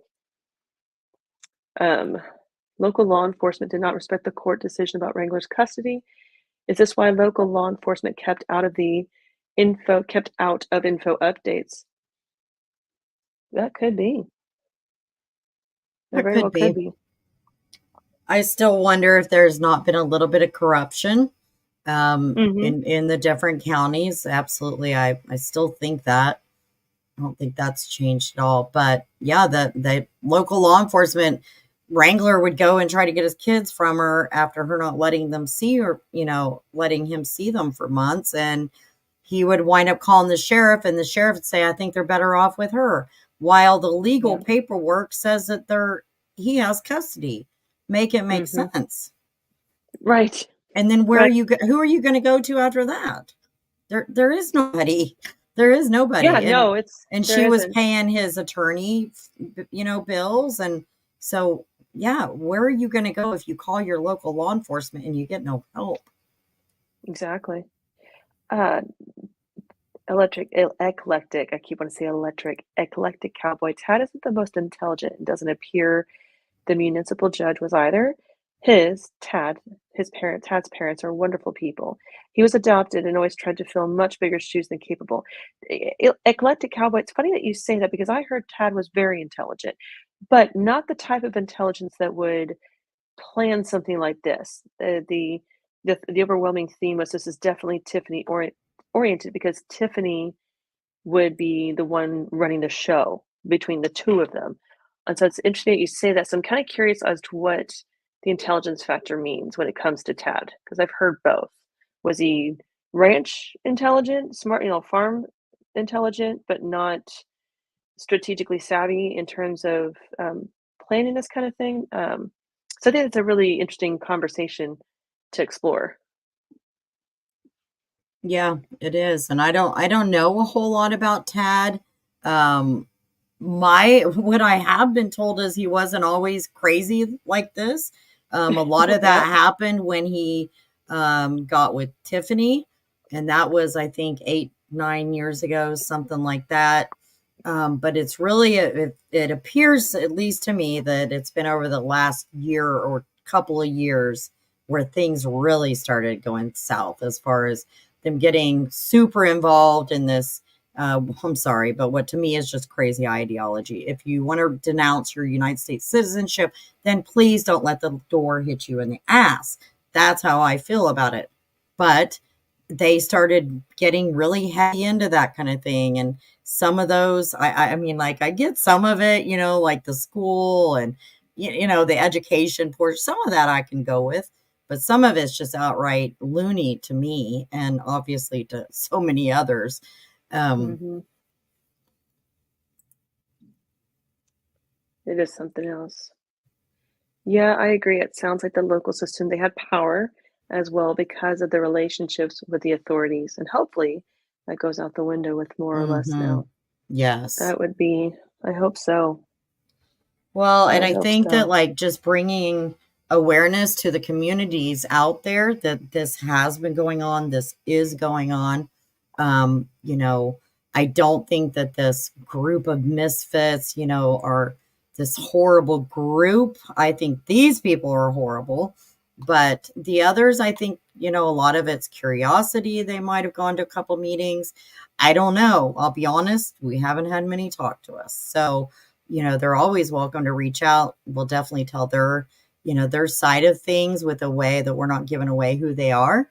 Um, I think Tara, just as much as myself, we both like to have both sides of the story. So Hmm. I've heard the bad things, like what I, read the other night, but I also told you guys good things that I'd heard too. So yeah, as the saying goes, if you can't dazzle them with brilliance, baffle them with BS. It does sum her up pretty well, I think. Oh, goodness. Sounds like PG might be a legend in his own mind with the way he was raised, with a dad taking him hunting when he's 46 pounds, maybe third grade, and the stories of his dad, self-righteous, pulling a gun. It's quite the story. It really is. You got to imagine how that sets somebody up to contribute to society. So it's mind-boggling that something like that can happen. Very much so. There was a question about if we know how, does anyone know from Island Girl? Does anyone know how the family of Jillian is doing? Was it just coincidence? She was with Veronica that day as supervisor. Um, I am in contact with a member of Jillian's family, and I think I'm trying to see my text looks like you have two L's in there, and there's only one L in her name, which is actually significant for Jillian. Um, her name was spelled with one L to avoid her being called Jill. The idea was that she would always be called Jillian. I thought that was very precious. But the family's managing as best they can. Um, was it a coincidence that it was Jillian that day? That I don't know. I think Jillian was the first go-to, but Hmm. Tiffany didn't like it. So the court order was whoever got to pick for to have the supervisor had to pay for it. And so Tiffany, as it would be easy to assume, wanted control over the situations. And so her picking and paying for the supervisor makes the most sense. Now, that particular day, the supervisor that Tiffany would often pick, which was Cheryl Brune, was told by Tiffany, you can take a few weeks off, won't be needing you. Want to see how Veronica's supervisors do. Want to see what the kids say about those visits. And so Veronica was told, you need to produce somebody. And it happened to be Jillian. And Jillian was often happy to help her with that when the opportunity would arise. Who is keeping law It's a enforcement very good accountable question, going Hannah. forward? Yeah. It really is. I'm eager to hear that one too. Very eager. Well, Um, I mean, your community has to. When you have the local elections, you need to really look into who you're voting for if you vote. Make sure you know who you're voting, not just because they're your friend or you heard good things about them. Actually, do your own kind of research on them. I think that's the best way for any community to hold their mhm. local law enforcement or their local government accountable. I've been guilty of it myself. I'll go vote and I'll just check off a name because I haven't heard anything. Well, Mm-hmm. look into it a little bit deeper. Look into who, you're voting for sheriff or who your county commissioners are and things like that, because they're the ones that are going to clear up the corruption. And if everybody sits back and doesn't discuss it and they don't talk about it and they keep things to themselves, like what appears to me sadly has happened for so long, then now we have a situation like this. And and I'm just speaking on my own behalf, I still think that there, is some kind of corruption that at least helped assist with all of this stuff over the last few years. Like the corruption I mean is like Wrangler calling the sheriff and his mom turning around and calling the same sheriff, and that sheriff saying, "Well, I think their kids are better off with her." Well, that's not Mm-hmm. what the law in the court says. So that's not your judgment call. You know what I mean? Right. So things like that, we have to, as members of the community, we have to hold them accountable. Agreed. Agreed. Have you talked to Cheryl Brune? No. Oh, thank you for doing these podcasts. My prayers go out to the families. I'm glad we are a DP state. Yes. Yeah, I am too. I'm glad you guys are a DP state. I think it's warranted here. Yeah, and So we've, Cheryl's listed as a witness, so I'm not sure mm-hmm, she will speak to anybody.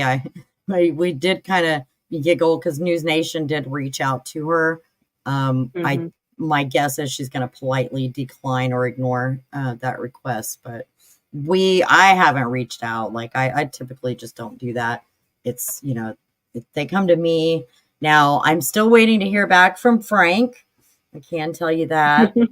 It would tickle me to pieces, Frank, if you just respond to my message. It was very nice. I That would just be kind of want to great. see where he's at. What was he thinking? What's going on here? I'm really curious. I'm really curious. And I don't Mm-hmm. mean it mean at all. I want to be like, hey, you know, about those comments. And what do you think? And what do you think now? That kind of thing. Mm-hmm. And Road Gypsy said, Sunday night scary setting in. Come on, let's test out these calling capabilities. I know 2 nights ago I had somebody call immediately and I couldn't figure it out, so we couldn't do it. And then now we don't have anybody. So you never know. Oh, does it? Oh, Blue Sky says, I can't remember if it says when TA told Veronica that Bruni wouldn't be available. Does it specify? I don't recall that being in a detail we could put on the timeline yet. I don't think we know exactly. At Let me least in the see. affidavit, just says, if I remember, You're gonna remember Tiffany much better told. than I am, but I'm looking for it while you talk. I think it was stated that Tiffany just told Bruni she wouldn't need her. She was going to make Veronica pay for it, or Veronica's. Because she wanted to see, that was her justification for giving Bruni the time off, to see how Veronica's supervisors would be. And so I don't know. I think it was a ploy to ensure that nobody Tiffany knew would be there that day, because they'd been planning this. Yeah, so it just Um, says Adam said Bruni was unavailable. Well, first, Adams had a particular person she preferred to supervise those visitations, and that was Cheryl Brune. Tiffany said that Bruni was unavailable to supervise the visitation on that day, March 30th of this year. So Veronica was required to arrange the supervision with one of her 3 approved individuals. She contacted Kelley and planned to have her supervise. And like I said, Kelley had Jillian had supervised before, so that might have been, her go-to. mhm. But typically, Tiffany, she had the upper hand in that Mhm. somehow. Yes. It just rang, then went to voicemail. What just rang and went to voicemail, Lynn? What are you up to? Who are you calling? Oh, she just called you. She tried to call you. That's what I thought. We were just talking about Franklin. I thought maybe you just called him up like you knew him. She's trying to call the phone number. It rang and went to voicemail because she's trying What? to try it again. Yeah, try it again. I don't know why it would go to a voicemail because I have it pulled up. Okay, Road Gypsy was on the same page as me. I was like, whoa, she's gonna get serious with us. Like, let's go. A little bit of peer pressure. Oh, perhaps intelligent isn't the right word. Business acumen. Most things he tried never really worked out. He was a lot of bark with little bite, is what Eclectic Cowboy says. Okay, now okay, so that makes sense. So Kind of he's a all right. BS or maybe Is Eclectic? Electric Cowboy talking about Tad? Is that who he's Yeah, talking about? he's Okay. commenting on my intelligent comment. Yeah. Oh, okay.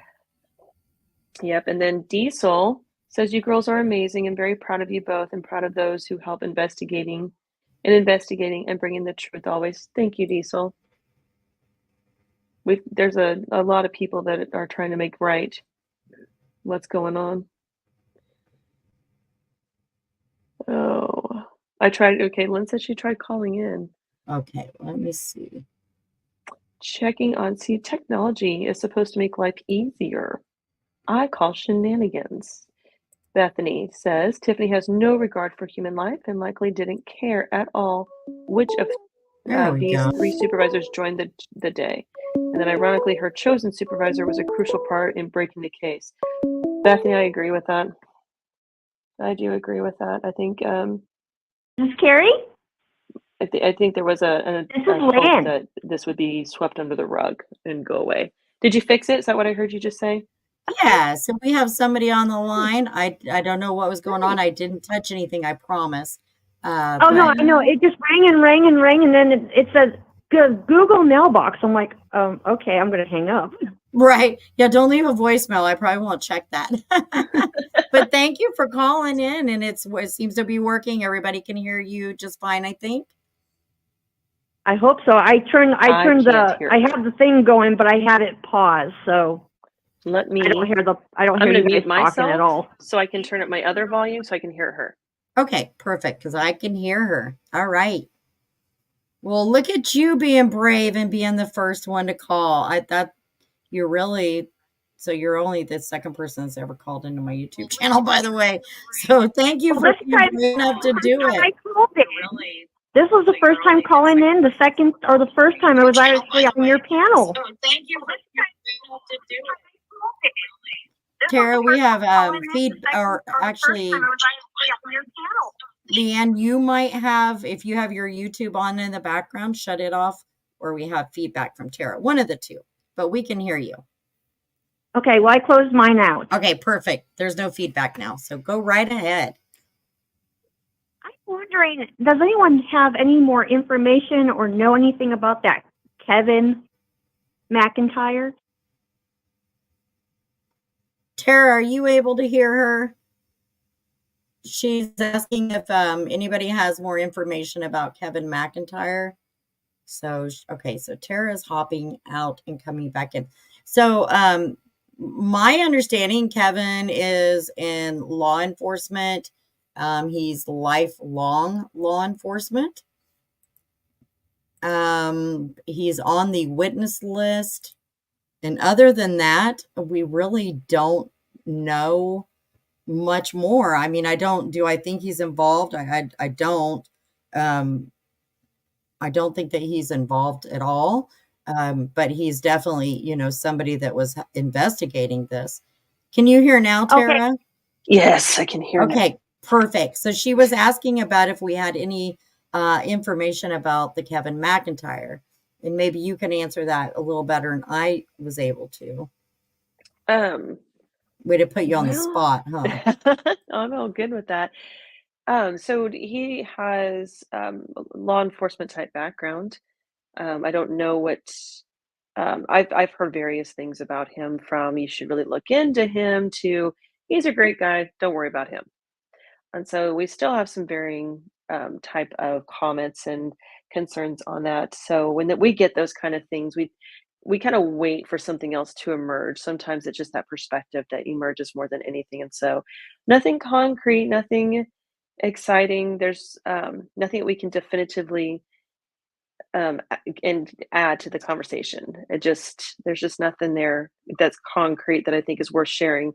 Because I don't like to get the rumor mill started. I want to be very careful when I share something, and want to make sure I share the right thing for the right reason. So Yeah, I think it's a it's been, boring answer. that's why I put that in those slides. I think that that's been said, that that's probably, or that was possibly the person following. And I just wanted to make it clear that that vehicle, first of all, is not one that he drives anyway. Mm-hmm. And second, that vehicle does not come back to him. So from there, I mean, that's all I can state as factual. The rest is he is involved in this entire investigation, and he's listed as one of the state's witnesses. So I think that's where we're at with that. I'd like to be able to shut down a rumor, but all we can say is what we know that's factual. So Yes. hopefully that doesn't answer you all that well, but hopefully a little bit. I've got nothing of interest. Yeah, I was a little confused because I was reading that there was a Kevin McIntyre that was, looked upon in like 2007 for like embezzlement. I didn't know if it was the same guy or somebody else.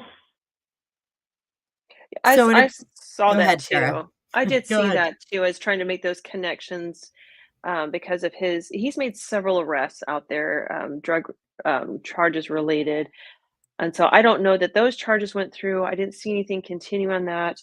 I didn't find anything worthwhile. So it kind of fizzled out, that particular story. So, and of course, I get into one rabbit hole, and then I get pulled off into another rabbit hole. So I have to go find my position in that rabbit hole and continue digging to see what's there.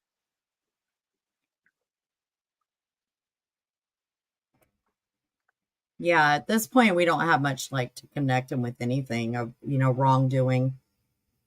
Hannah said, I read the judge was there when arrests were made, but then he did an interview and was fired. What does he really know? Well, that's exactly what we know, Hannah. He was there when Tad was arrested. He had been working with Tad for the 2 weeks prior. He did the News Nation interview, and then, yes, he was fired. Yep. Yep. Are the kidnapping charges because they took the women, or is it because they kept the kids from the exchange? So, according to Oklahoma state law, we actually had an Oklahoma lawyer on the line a couple of times. The same lawyer has been in here, and kidnapping is defined. One of the first definitions of kidnapping is deterring somebody from their path. So, in terms of, as the affidavit said, there was a roadblock that forced Jillian and Veronica off their designated path, the path they chose to get to their designation. That right there is kidnapping. When you force somebody off the road in a vehicle, then that would be kidnapping. So that could be what the charges are. We don't have enough information to share to say it's anything else, but that definitively puts the kidnapping charges in play, if nothing else. Right. Yeah. What else have we got? Is Lynn still on the line? She is. Okay. You still there, Lynn? I am. All right. All right. I can't see her on the line, so I'm like, did we knock her I off? feel like I'm missing stuff. I can't read the text. I can't read nothing. Oh no. Oh my goodness. What else is it? There we go. I don't know if it would have made a difference who V chose. Remember, the Twombly's told their daughter the night before they were going on a mission, but Tiff didn't call V to get her own until that day. Didn't call V to get her own until that day. She didn't call to get her own supervisor until that day. Is that what you're trying to say, Lobo lady? I want to make sure I understand that correctly. That's what she's saying. I'm not positive on that. When that call was made. There was a call that morning at 9 o'clock per the affidavit where Tiffany claims she called Veronica to supposedly confirm the exchange, and Veronica said, I'm not going to make it. Something's come up.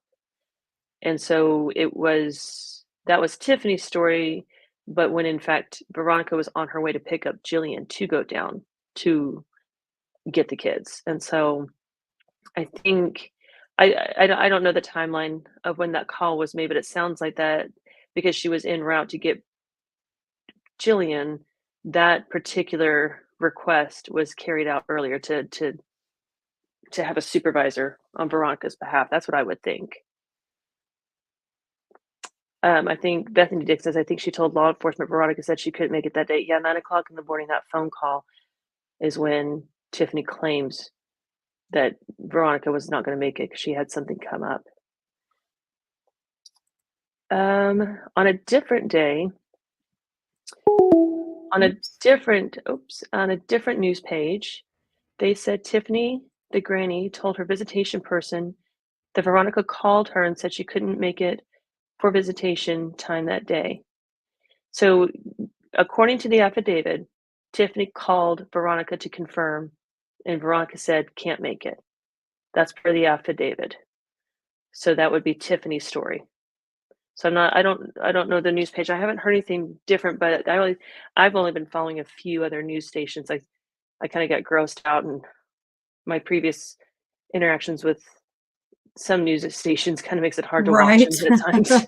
I'm just like, oh, that's what that sound was. Lynn's call dropped. She lost service. I was like, what is that noise? Oh, yeah. I thought she hung up. She was like, you're not paying attention. I thought she hung up. Yeah, she probably dropped. Okay, so Hannah Allen, we've all seen reports of Tiff confession, but then I've heard Cora would be the one to talk. Thoughts? I think I need to look it up, and if there's a lawyer on the line, please step up and let us know. I'm curious if there's not a difference between the word taking responsibility and confession. And Yes, me too. The reason I say this, Oklahoma has varying definitions for homicide. There's excusable homicide, justifiable homicide, first-degree murder. And so the excusable is one of those that says you're responsible for the murder because you believed there was harm to somebody else. You believed you're helping, you're protecting. I believe that's the excusable one. And so that's why when I saw that it was very clear that they have a recording of Tiffany taking responsibility, I think that's an important word. Just like kidnapping, we all think of kidnapping is you stop somebody and you physically remove them and take off with them. Where we find out in Oklahoma, it's just merely redirecting somebody off their path when they're driving. That's just one of the definitions. So I'm very, very Yeah. curious. And if there's an attorney in here familiar with Oklahoma law, please call. Oh gosh, yes. Tara and I kind of gone back and forth with this. What exactly does it mean by she admitted responsibility? Yeah, I don't think it's a confession in the means of confession because she Yeah, did plead I not don't think we're guilty. going to get a recorded confession Wouldn't tape that in a be trial. beautiful? That would be beautiful, but I'm not seeing Tiffany Adams being that Yeah. type of woman. Not at all. No, not this. No. I see her being defiant more than anything. Like, yeah, I did. She was doing this, blah, blah, blah, blah, blah. Yeah, that kind of thing. But I don't know. I don't know about the rest. Jane MC, 2 counts kidnapping for taking Veronica and Jillian off the route. So the 6 counts kidnapping for each. I think that was a clerical error in the very beginning. And I know that I reported that, but it did say 6 counts of kidnapping. However, it was like count 3, 3, and 3, count 4, 4, and 4. You know what I mean? So I think it was a clerical error. And there are 2 counts of kidnapping. For each of them. Yes, for each of them. That's all we can do, Crunch. We don't know anything else. We know rumor, but we're trying to clear those up as we can. Yeah, we know a lot of rumor. We know a lot of stuff, but not stuff that we could back up factually to talk about or anything. And neither one of us want to spread any rumors. The situation's already bad enough as it is without that kind of rumor. And speculation is totally fine. That's what the group is there for now. The channel, some speculation is fine. But definitely, if we know it's a rumor, we're going to shut it down quickly. Yep. What do you think the timeline will look like? Oh, yes, Lynn was on panel on the last live when I couldn't get the phones to work out. So thank you so much, Lynn. We really appreciate you. Truly do. And then, what will the timeline look like since there is 4 of them? I don't know that 4 is the magic number. I don't either. I said from the very beginning when I got out there would be 5 or 6 arrested eventually. Yes, you did. I remember that. I also said I'm not so sure that the others will be arrested in direct connection with this, but I do feel there will still be more arrests. But I could be wrong. I'm human. Knoxville agent said, "Hold on, girls. You never know." I'm holding. I am Mm-hmm. holding on because I still feel there's going to be more. And then Knoxville agent again said, "It's really going to be interesting as this plays out. Will they be tried as 4 defendants or individual?" I think they'll be tried individually. I imagine that's what their lawyers want to do because they'll have a better chance of. Well, especially for the other 3. Yeah. Tiffany's Yeah. going to be the one with a really hard time because she was the one with all the motive. I Mm-hmm. don't know that they're going to want to lump them all into one big group. I don't think they will. No, I think that's some of the things I'm interested to see is the strategies that the folks that would actually defend these individuals will come up with to pursue the not guilty. That it doesn't feel right to think that they could actually be found not guilty because there's 4 individuals out there that want to prove that. Yes. That's so striking and so hard to it's as hard to wrap my brain around that as this whole situation. I totally feel like Cora would not be the one to confess. From CW's statement, she seemed pretty fervent.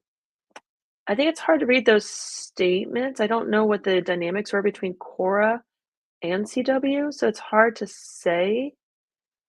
I've heard a lot of things about Cora, and Yeah. I know that these actions are tearing people up because they just Mhm. cannot fathom. They This is can't really comprehend that she did not at this all. or participated. And that goes So for all of them, really. I mean, they're the only ones I haven't had come to me are people really defending Tiffany or Tad.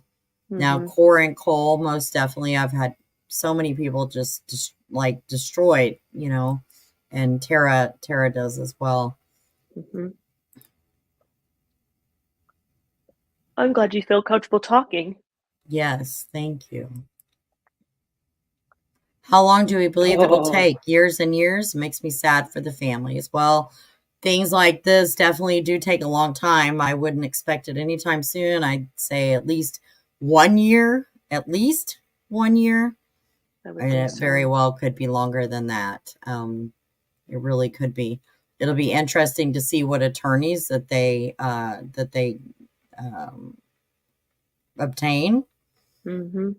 If indeed 3 of them are going to obtain their own attorneys, that'll be interesting. I'm still trying to figure out how Cole at least how Cole is going to be able to uh, pay for all that. It will Unless somebody be knows something I don't know, I don't think Cole and Cora had that kind of money, or well, and that's even not land, or any of that. I'm not sure. well, and that's not to say that if their group, their misfit group, if they don't have Definitely fundraising might pitch opportunities, in. Yep, yeah, there's opportunities there that we may not be aware of. exactly. And Knoxville agent said change of venue is definitely coming. Oh, yeah. I'm pretty certain that will happen. Hopefully it's coming more my way. My husband and I were actually Oh, talking about that. I'm like, okay, well, if they do a change of venue, where would it go next? Yeah, hopefully it's a little closer, but I 100% plan on being there no matter where it's at. But I would think that trying to try that there um, would be it's difficult, it's to not say the least. possible. I mean, there's people that, for instance, Cheryl, right? Cheryl, the one that Cheryl was Brune. okay. So, for instance, she holds positions, Republican positions, different boards, things Yeah. like that. Works for the courthouse, all sorts of things. So, how can you have all these people so intertwined and then not expect a change of venue? I expect that at least one of the defense attorneys is definitely going to ask for that, and I wouldn't blame them one bit. No, I don't see how they can with the amount of fear factor and rumors of corruption. I just think it's just not a big enough community to support a trial of that magnitude at all. Mm-mm. I don't think Her own so either. supervisor, yeah, her own supervisor. That's my understanding. Did they all get appointed counsel or did some get private counsel? I think you've got that one, Carrie. Yeah, I I mean, mean, it seems that three of them are asking for their own, or they're gonna obtain and pay for their own counsel, and then Cora has already filed to have a public defender. But it's a DP case, so that mhm, much I know, and it yeah. will be a DP case. I don't expect any plea deals or anything like that. I think that law enforcement has Oh, all the evidence that they need without needing any kind of plea deal from any of the four. Um, I don't know. That's that's a lot of money. I hope they have a whole lot of money because it's not like a DP attorney. There's specific ones that can represent you. So not every attorney can try a DP case. And then typically, anytime there's a DP case, you've got a team of at least two or three, right? mhm. So I don't know. We'll see who actually gets private counsel, and it'd be interesting to find out where the money for that private counsel comes from. Agreed. It'd be interesting to see what happens. Jennifer has the same question we do. What Yeah. could she possibly mean by saying she takes responsibility? Hopefully, eventually, somebody will that Give has us some, legal yeah, knowledge that we don't have give will us some answer this question. clarification. Yes, Yeah, that would be great. I may have to wish I knew how to get a hold of that gal that had talked to us. So me too. is Island girl. Yeah, go ahead, Tara. is it for certain that the children's father knew nothing about their plan? That's our understanding. We don't have anything concrete to back that up. We've not talked to Wrangler. But the idea is that Wrangler's not the most innocent of the bunch, but he's not one to do this. He loved his children very much. He was very much trying to work with Veronica on co-parenting. It was a lot of Tiffany pushing, pulling, and bullying. And so the thought is that no, the overwhelming thought that from those I've talked to is that they don't believe he knew about No. this plan. Mm-mm. No, all the family I've spoken with, all the close friends I've spoken with have said absolutely not. He knew, like, previously his mom had made threats, and that's brought up in the affidavit. She had made threats. She made multiple threats. Um, but was he okay with that? I don't think so at all. I do not think so. He's got his own set of issues that hopefully he pulls through and works on those. But as far as this is concerned, or if he did, maybe she said something to him and he blew her off, like, oh, you said that before kind of thing. I just don't know. Right. But I hate to think that he had I really do, because my understanding is he was kind of trying to pull it together there, and then he just didn't. So, Micah, you're so welcome. I know that if we spread rumor and we made it drama filled, we could have 1,000 people watching us right now, Hmm. but that's just not what we're here for at all. No. So, Katie said, I think it was put not guilty because the death penalty is a possibility. Well, I'm not real certain. I want to say that the judge entered that on their behalf until attorneys are appointed or Hmm. are obtained, because they can't give that. They can't say they're guilty or not guilty until they really have an attorney present, or they're going to go pro se and represent themselves. Oh Um, boy. that would be something else, but I don't think that'll happen. No. Cora's ex's family seemed to really like her from the rabbit hole I went down. Bethany, we've heard many people really like her. Yeah. I mean, truly, that's why people are in so much shock. Like, how did it get from point A to point B? How did she go from being this, person, and her husband too, that would hold 4-H, things for the children in the Oh community, and yeah. do all these different things to go from that, where you've had your children at their home and things like that, to doing something like this is mind blowing for people, and those close especially.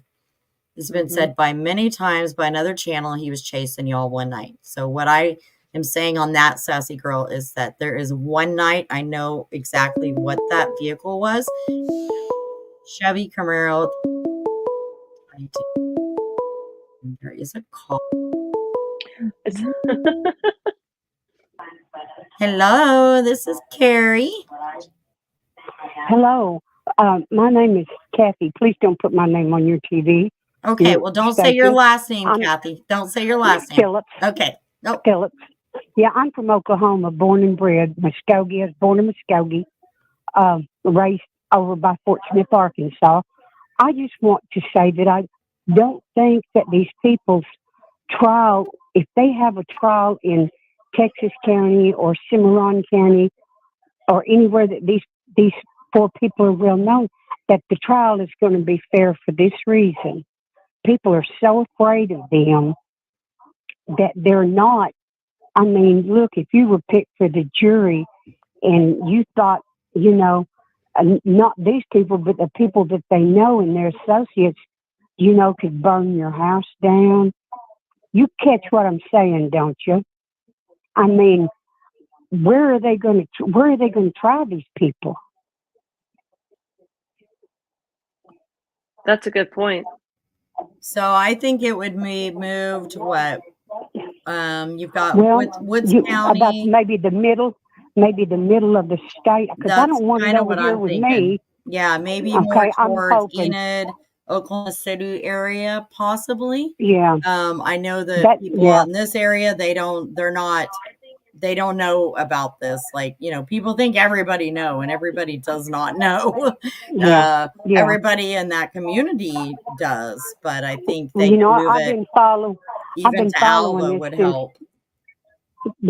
Since the day it began. And, my first question, of course, when I heard that there was custody is, where are the kids? Who has the kids and where's the daddy? This is horrible. This is a horrible, horrible thing. How many little kids now are without their mamas? And did this grandma, how could she look into the face of them little children and swear to God she loved them, and when she took the life of their mother? She's a nut. The whole group looks kind of fruity to me. And I was raised down here I was raised in a little bitty town and went to school with the same 27 kids my whole life. And there's some fruitcakes down here. And I was raised around fruitcakes. But these people, they ought to have an award for being the fruitiest bunch I've ever seen. And this is just another point about this. It's just what methamphetamines that unfortunately this state is so overrun with. This is what it does to people. I'm 12 years older than the grandmother. Wow. And she looks 15 years older than me. She sure does look like she's aged very quickly. I agree. Like she's been rode hard and put up wet. And I tell you, that's what meth does to people. It makes them look that way. And I'll lay you odds. In fact, I'd bet my house on it. And that's how sure I am. That if they'd have drug tested these people, they'd have found out that every one of them are meth heads. And this is how they act. I've seen enough of this here that they think that they're smarter than everybody else and that they can get away with stuff like this. And, I just, when I see behavior like that, that's what I think. And this is just what I think. And I'm just being as honest as I can be about it. And I hate it. I hate it for these little children. And I hate it for these two ladies' families. And, and I'll tell you something, God forgive me. But, I'm thinking about the death penalty for all four of them. And that's, I usually don't think like that. And I try not to, but I don't see anything else they got coming. But listen, thank you for letting me say my opinion. I sure appreciate it. Oh, you're so welcome. I think you're saying what a lot of people are thinking. You're just saying it out loud, and that's wonderful. Yeah. And so I know I have talked to people and I've asked straight out, were they on drugs? Because we all know when people, most people, when they get on meth, they'll do crazy things that they would never Oh consider yeah, doing. things that they But would I'm never told normally do. they were not on drugs. That's what I'm told. Well, And then no, these but people, you look then at those differences in their pictures over a year's time or yeah, whatever. It's over kind of rough. what was it, a 4 or 5 year difference? And she looks 20 years older than she did 5 years ago.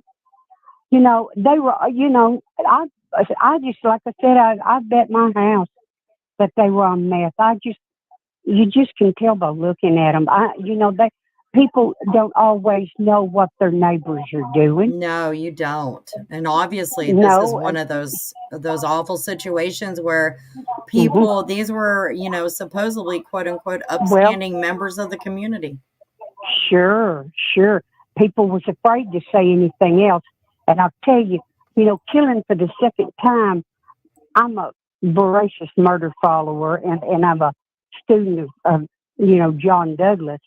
But killing the second time ain't nearly as hard as killing the first time. So something tells me that this is probably not the first time that these people have been involved in something like this.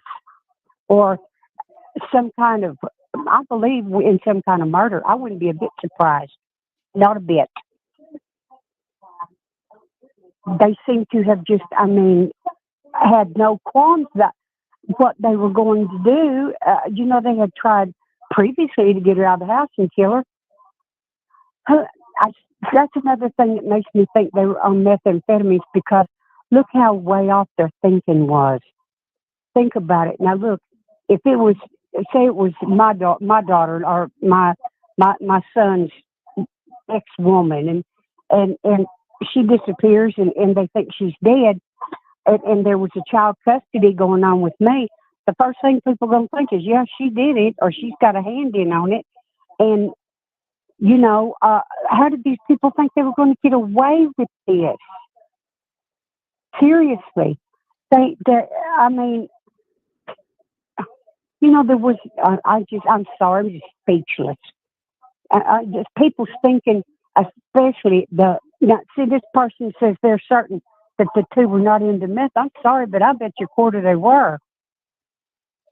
Yeah, it really makes 'Cause you wonder. I think, So I do know I was told originally that Wrangler was clean. And then I believe during the live the other night, I received a new message and it was, well, now I am hearing that since December he was not.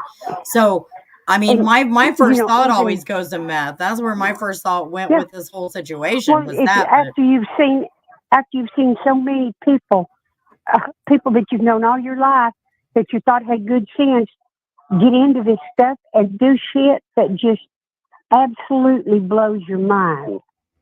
Because methamphetamine does something to your inhibitions. And I'm a retired nurse that used to, I can tell you how this went, but right. I'm getting old and my memory's not so good. But they think it's group insanity that says here. I think that it was group drugs and one thing just led to another. That, I mean, it could be. I Now, seriously. somebody did make a comment, Sunset Girl did. Alcohol will age you like that. I've had family members that drinking has aged that way. Now, I will say, although I've been told that I've never heard of any kind of drug issues with them, I have Uh-huh. absolutely heard that both were very heavy drinkers, very heavy drinkers. So that I've heard Well, multiple times. And you know what? I that don't will know. change your looks and it will Yep. age you. But Yep. no, I don't, not like this. Or maybe it will. I don't know. I've not ever noticed. I've known people who drink too. It just seems like the methamphetamine does this to people, that especially that aging them so fast. But I listen again. I appreciate this very much and thank you. And that's just one person's opinion. And if you're an Okie for life, we all got one. We sure do. We have lots of And a lot of opinions. yeah, we do. But listen, thank you so much, and thank you for being on television here and telling people, the truth about what's going on, because, the the rumors were just running rampant, and Yeah, and the you know, rumors, the rumors don't do any. They don't do any sort of good to help in any situation. They no, just don't. no, they They don't. just convolute No, the whole mess, and it makes it messier when yeah. it's already messy. And Tara, are you able to hear her? Yes, I am. What do It says that what are here. It your says that she's a thoughts? rancher and she works outside a lot. And I still say that she aged a whole lot quicker. It was only in a 5-year period. She aged about 15 years. And that's the way that it looks. That is the So way it I don't looks. know. I It just does think look the that whole way. 4 of them are nuts and are just, and they're, something is going to happen to them, something bad. And look, the Lord, if they don't get dealt with here, they're going to get dealt with in another place. And I trust the Lord that I believe in to fix these folks. Yep, you got that right. And I'm not so Mm-hmm. sure it's the same Lord they believe in, but I agree I agree 100%. with that. I agree with that. Well, honey, thank you so much for talking to me, and I sure appreciate you. Oh, thank you so much for calling. We appreciate you very You bet. much. You have a wonderful Thank you, night. ma'am. Bye-bye. You too. Thank you. Bye-bye.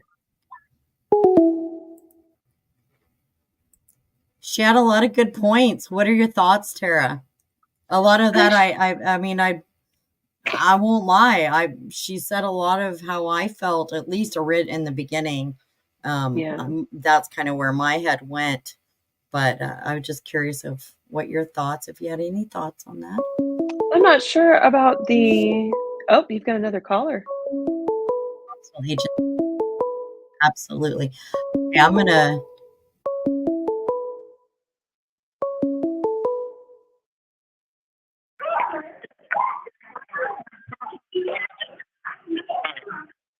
I'm definitely here. Hello. Hello. Caller, did you hear me? I said, please do not announce your name, your phone number, nothing shows up. So, Okay, awesome. So I knew, I have a couple questions, but first I was just going to give a little background. I knew Veronica growing up. I'm from the area. And my first question was to go back on the last caller. I also did hear that, well, I guess she didn't hear, but I was told from a reliable source, I don't live there currently anymore, but I was told that Cora and Cole, sorry, my son, but I was told Cora and Cole were the two that were around the mess. And then that's when, Tiffany and Tad became involved, which again, I don't, that's hearsay. I don't know if they were on it, but I personally, I believe too. So my question for you, Carrie, is if they did get drug tested and they were able to prove that, they were all 4 on drugs at the time, would that change anything? Can that be used in their defense, to help them out, I guess, per se, in the trial or anything like that?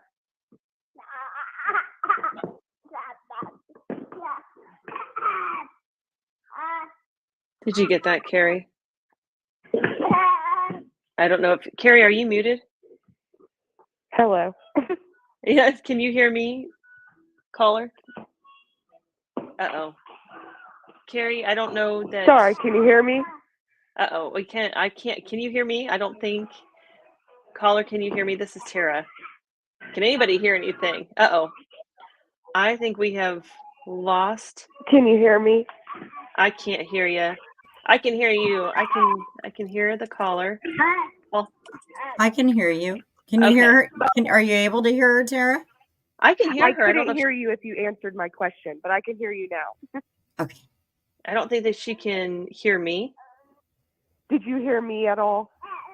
I can hear you, caller, just fine. Can you hear me? Okay, I don't think the caller can hear me, Carrie. So if you want to address the question, because she can hear you. Okay, I'm sorry. I had to step away for a moment to go to the restroom. What was the question? Oh, That's no, why you're nobody could hear me. I'm so sorry. no, you're fine.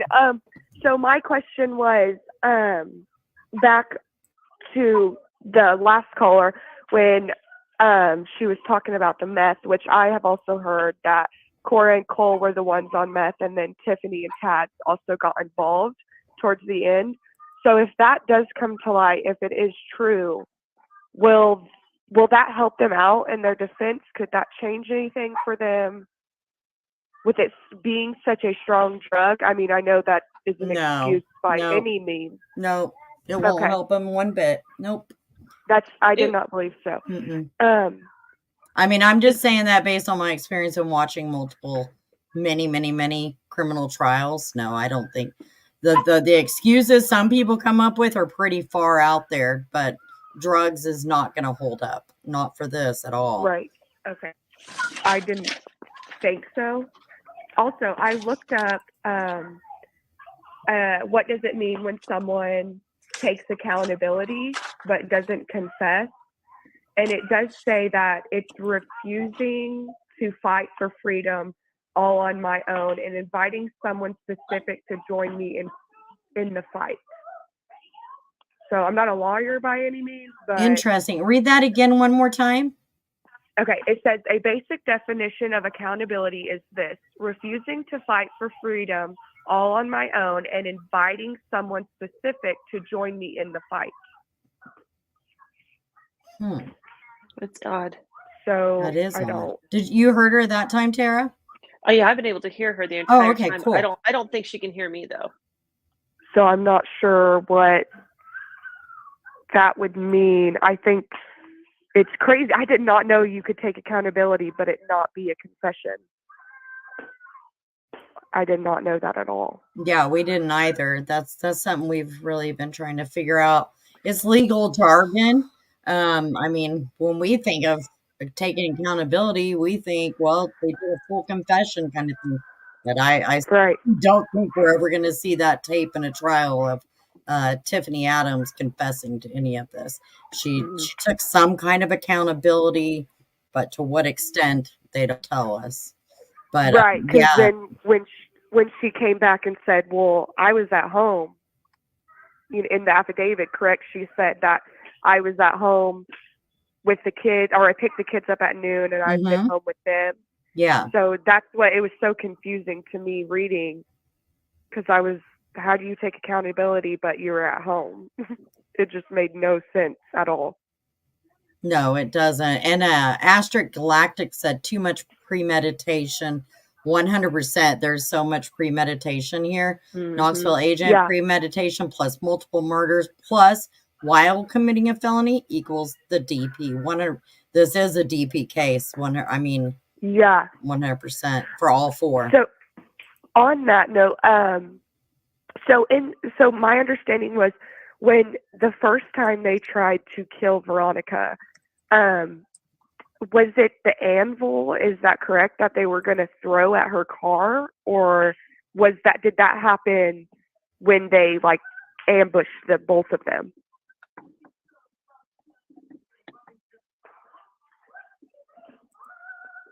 Did you hear the question, Tara?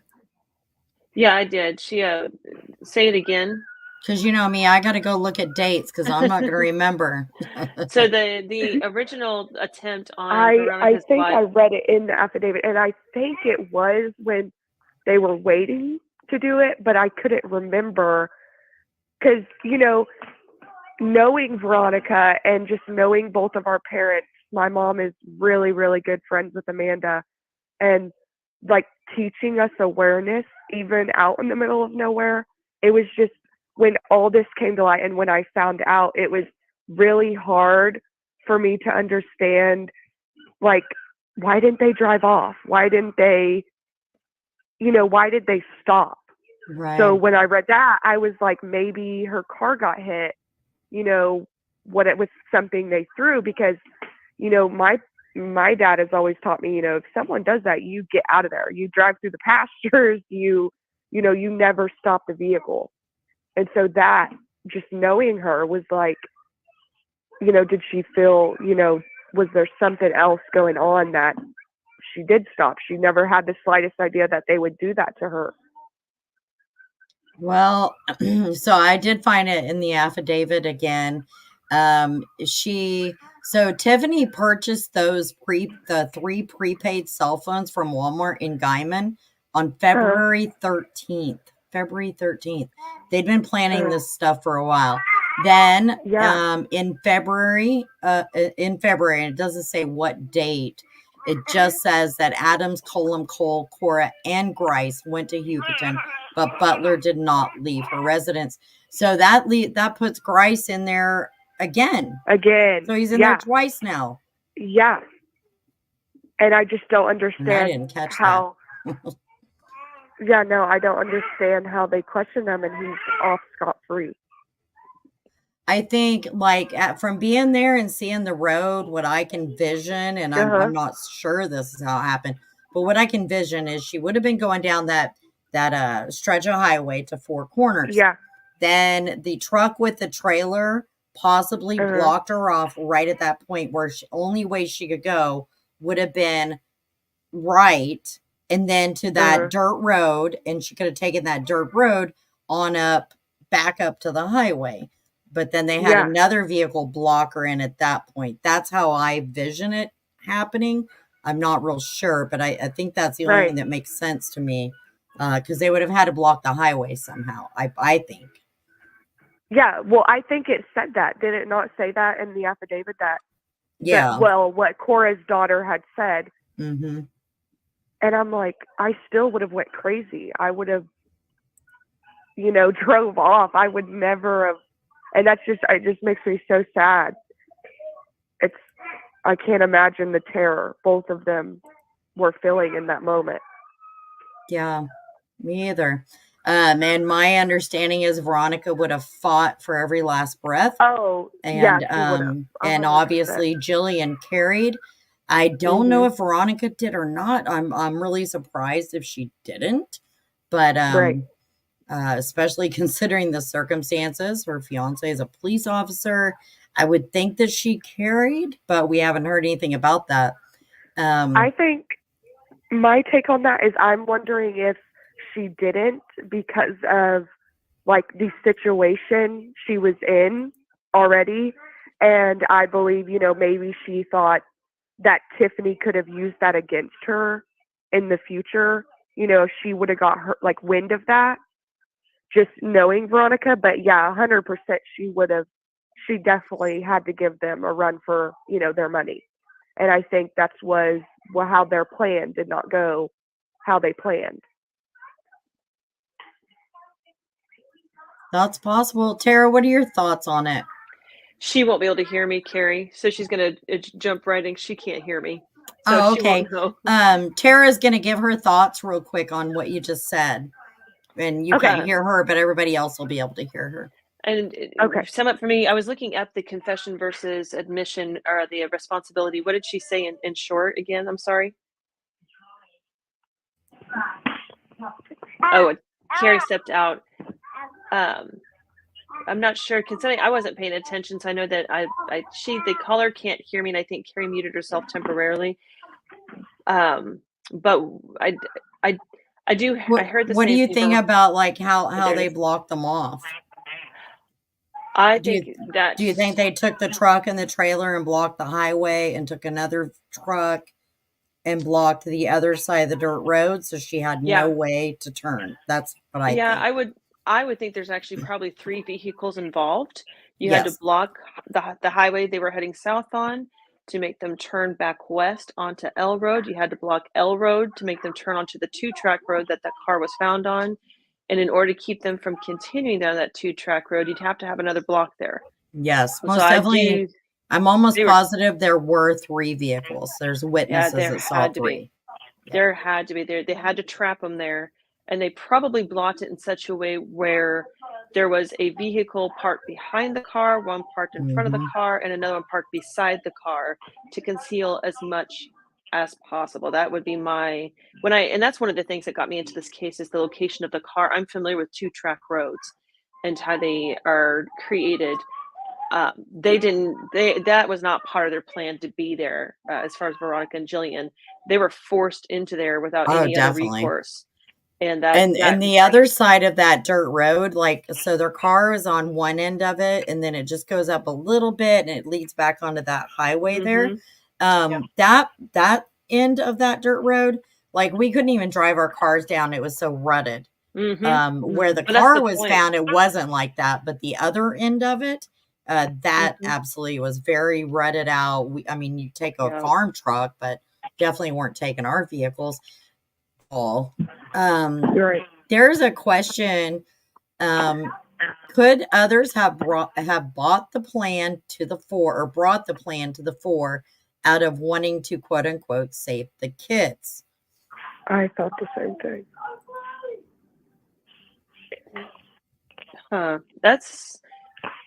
I don't know, because it's going to be a serious question to come up in trial. I can bet you on that one. It will be, which is probably where some of these other arrests might lead. Because do you know, like, was there God Misfits? Was it just it's not Tad, God's Misfits. Tiffany, Cora, Cole, and then the cooks, right? I believe. I don't know the cooks personally, but was it only them, like them 6, or you look on Cole's Facebook page, he posts of the meeting in the parks. I didn't know if there was more than the 6 that have been mentioned involved, because it's so hard to me, like, you know, growing up in that area, like when you heard something like that, no one kept it to themselves. You know, that was, and it would have been a joke probably at first, because obviously clearly they're sick in the head. So that would have been a big group discussion. And I feel like it was a big group discussion, and maybe they were, you know, exciting each other. Like, you know, like, oh, we could do this. And then I think that's ultimately what led to the despise of, you know, the plan. Well, and here's also my question. Did they leave the cooks completely out of everything? Right. Because how would they not question? The kids were there Tiffany's till reasoning? noon. They were there overnight and there till noon. There was a birthday party planned. They had to have known that Veronica got the kids every Saturday, as she had been. She had not gotten them for 2 weeks because Tiffany was causing issues. But the cooks had no clue, and I'm not accusing them, but I am kind of accusing them of not having any idea. I'm just saying, like, being oblivious to it. Of the situation. It makes no sense. Because I mean, if they're going to Cora's going to tell her 16-year-old daughter, she's going to spill the beans to someone else. I wouldn't hope you're just being a sick parent and just want to tell your daughter stuff like that. Right. Yeah. Because they had how many weeks until it wasn't it 2-3 weeks before or 2 weeks and then they got arrested. It was about 2 weeks because way. it happened on a Saturday. I went there on Friday, returned the following Friday, and they were all arrested on Sunday. So yeah, it was almost exactly 2 weeks. And it's just crazy how they didn't talk to anybody. Like that blows my mind. Yeah. It does. I don't think that they talk to others that, you know, maybe attend the meetings and things like that. Right. So I am trying to tread carefully with those people, because I think that they're completely innocent, that they didn't know the, you know, depths of this stuff. I know that a couple of people I've talked to are like, you know, I went to a couple meetings, there were red flags, but nothing big, nothing that would have sent you thinking that something like this was going to happen for sure. Just some of the ideas and things like that they had felt a little foreign to people maybe. But they were definitely trying to bring people into their group, as I'm sure that they still are. And that's why people in that area need to be just, you know, do your research, be knowledgeable, be very careful, things like that, because you know, I can see some of maybe, no, I can't see any of it, to be honest. Yeah. I just can't. I've tried and I can't. I cannot believe this happened. I mean, it happens, and that was another question. I'm glad I said that. So do you believe that the media, because when when it first started coming out, I believe on most, if not all, the news stations, they really cling to the fact that Jillian was a preacher's wife. Do you believe that that is why it's, been broadcast so, everywhere? Because, this happens, it has to happen all the time. This is, not anything new. It happens And too so, often. Yep. Yeah. And so I'm just curious to me, it makes me feel like, I'm Christian. So I'm like, it makes me feel like Jesus put Jillian there for a reason, for Right. this whole story. I think I've said something to that effect. Have I not, Tara? Something to that effect that We've both said that. Yeah. That's yeah, what we talked about in a previous live. And it feels horrible to say that. Right. It's not a good feeling to Yes. say that. But yes, absolutely. I think if Veronica had been by herself, this would never have gotten any coverage. Mhm. It would have been, we would have never heard another thing about it. I don't think that she would have gotten any kind of justice. And sadly, Jillian being with her most definitely did help the situation. In my case, like when I first saw it, I was just like, they're from Oklahoma, they're from Kansas, but they're in Oklahoma. It's another custody battle kind of thing, which I've covered a few of those. And Right. so that was my immediate interest in it. Wasn't the fact that Jillian was with her, but I do think that's why it got so much coverage. I truly do. And I hate that Jillian, I hate that for her. And like I said, it doesn't feel good for me to say that. Right. No, I agree. Yeah, and it's not to say that Veronica never would have been enough. That's just right. There needed to be a shining light for us to see.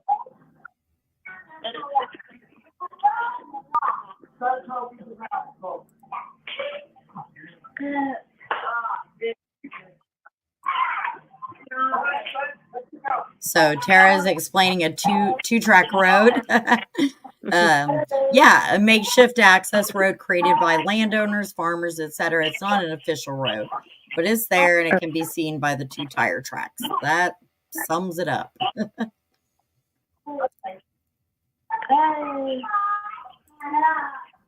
No, the kidnapping is just blocking the road and forcing them off the road to drive on a different road is in Oklahoma, as verified by an Oklahoma attorney. That would be kidnapping. That's kidnapping in and of itself. That's one of the definitions of kidnapping. There are more, but that is one of them. So just by getting those girls off the highway, off their path, that was kidnapping.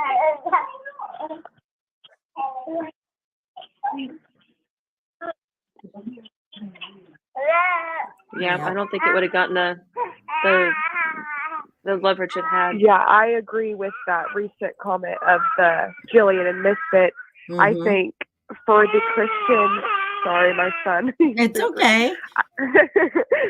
But I think for just that's what I was telling my partner. I said, for us people that are Christians and that know the real God, that would never commit a crime like this, with it being broadcast, I feel like it just sheds such a horrible light on us because, they posted on their social media how they believe in Jesus and they did, everything. And it's like, just something like this just knocks us Christians down even more because people see this and they're like, oh, well, they did this and they believe in God. And I'm like, no, I want people to know that they did not believe in Jesus. They did not follow him. They, whatever they were worshiping was not Jesus ever. Right. And it's just so sad that they are pretended. now. They pretended. Yeah. They pretended to a lot of people. And yeah, and it definitely gives people a bad name. And another thing that's been brought up is they're right-wing extremists. Well, in a sense, they Right. kind of are. That gives Republicans a bad Mhm. name. Trust us, we're Yep. not all Republicans are not right-wing extremists. No, I'm a we're not. Republican. I don't care to say it. I'm from Oklahoma. I'm a Republican. Uh-huh. But I would never condone the extremism on any side ever. I think it's awful. Mhm. I think it's horrible. Those posts that were made is like, I mean, to me, red flags went up right away. So it's kind of hard to Uh-huh. think that it didn't go up for other people. But I also did not know those people before. Mhm. So if I saw a good, well, no, I'd question. I'm sorry, I'd question. If Tara makes a post on Facebook tomorrow that is the equivalent of something Cole posted, trust me, I'm going to be messaging her saying, "What in the world is going on with Yeah. you? Are you No, okay? Do you need help? 100%. Who do you need me to call?" So it's surprising. I mean, that people red flags didn't go up on things like that because to me, Yeah. they perk right up. 100%. I agree. So, Carrie, I know we're kind of coming to Yep. that point in the live, but I do, and I know the caller can't hear me, and I wish she could, and I'll put it in the chat. I found a summary of the difference between a confession and responsibility. Yeah, if you There- can put it in the chat, then I'll I pull it will. up real quick. Yep, I will put it in the chat. See, so a confession. Let me type this out real quick. Confession acknowledges complete guilt, while an admission or it's also known as responsibility. Admission establishes facts, but not necessarily responsibility. So it's still a little bit testy. I'm still working on that. But and I think the reason it was important for that to be pointed out in the affidavit is this responsibility, this this admission of some type. This responsibility cannot be taken back. Right. So, like So a she confession, admitted to the facts in front of her. That's the way I'm understanding what you wrote.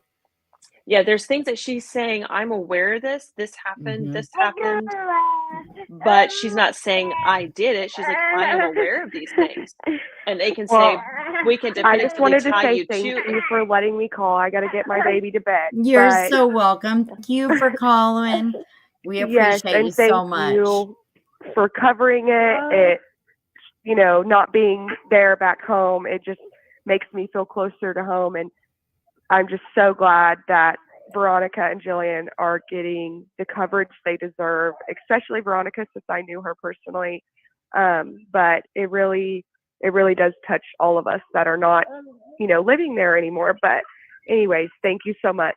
Certainly. Thank Thank you. you. You have a great evening.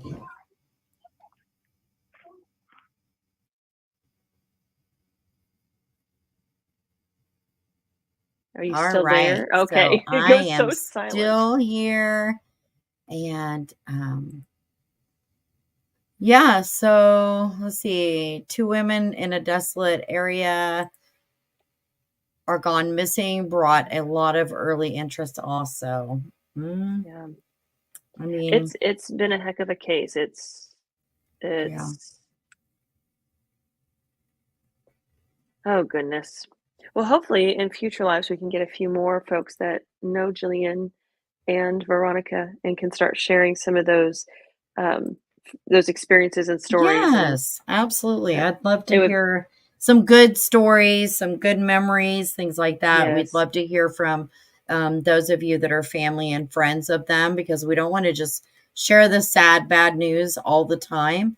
Mhm. Yeah, they're amazing women that are dearly loved by so many people. And we'd love to hear more about them.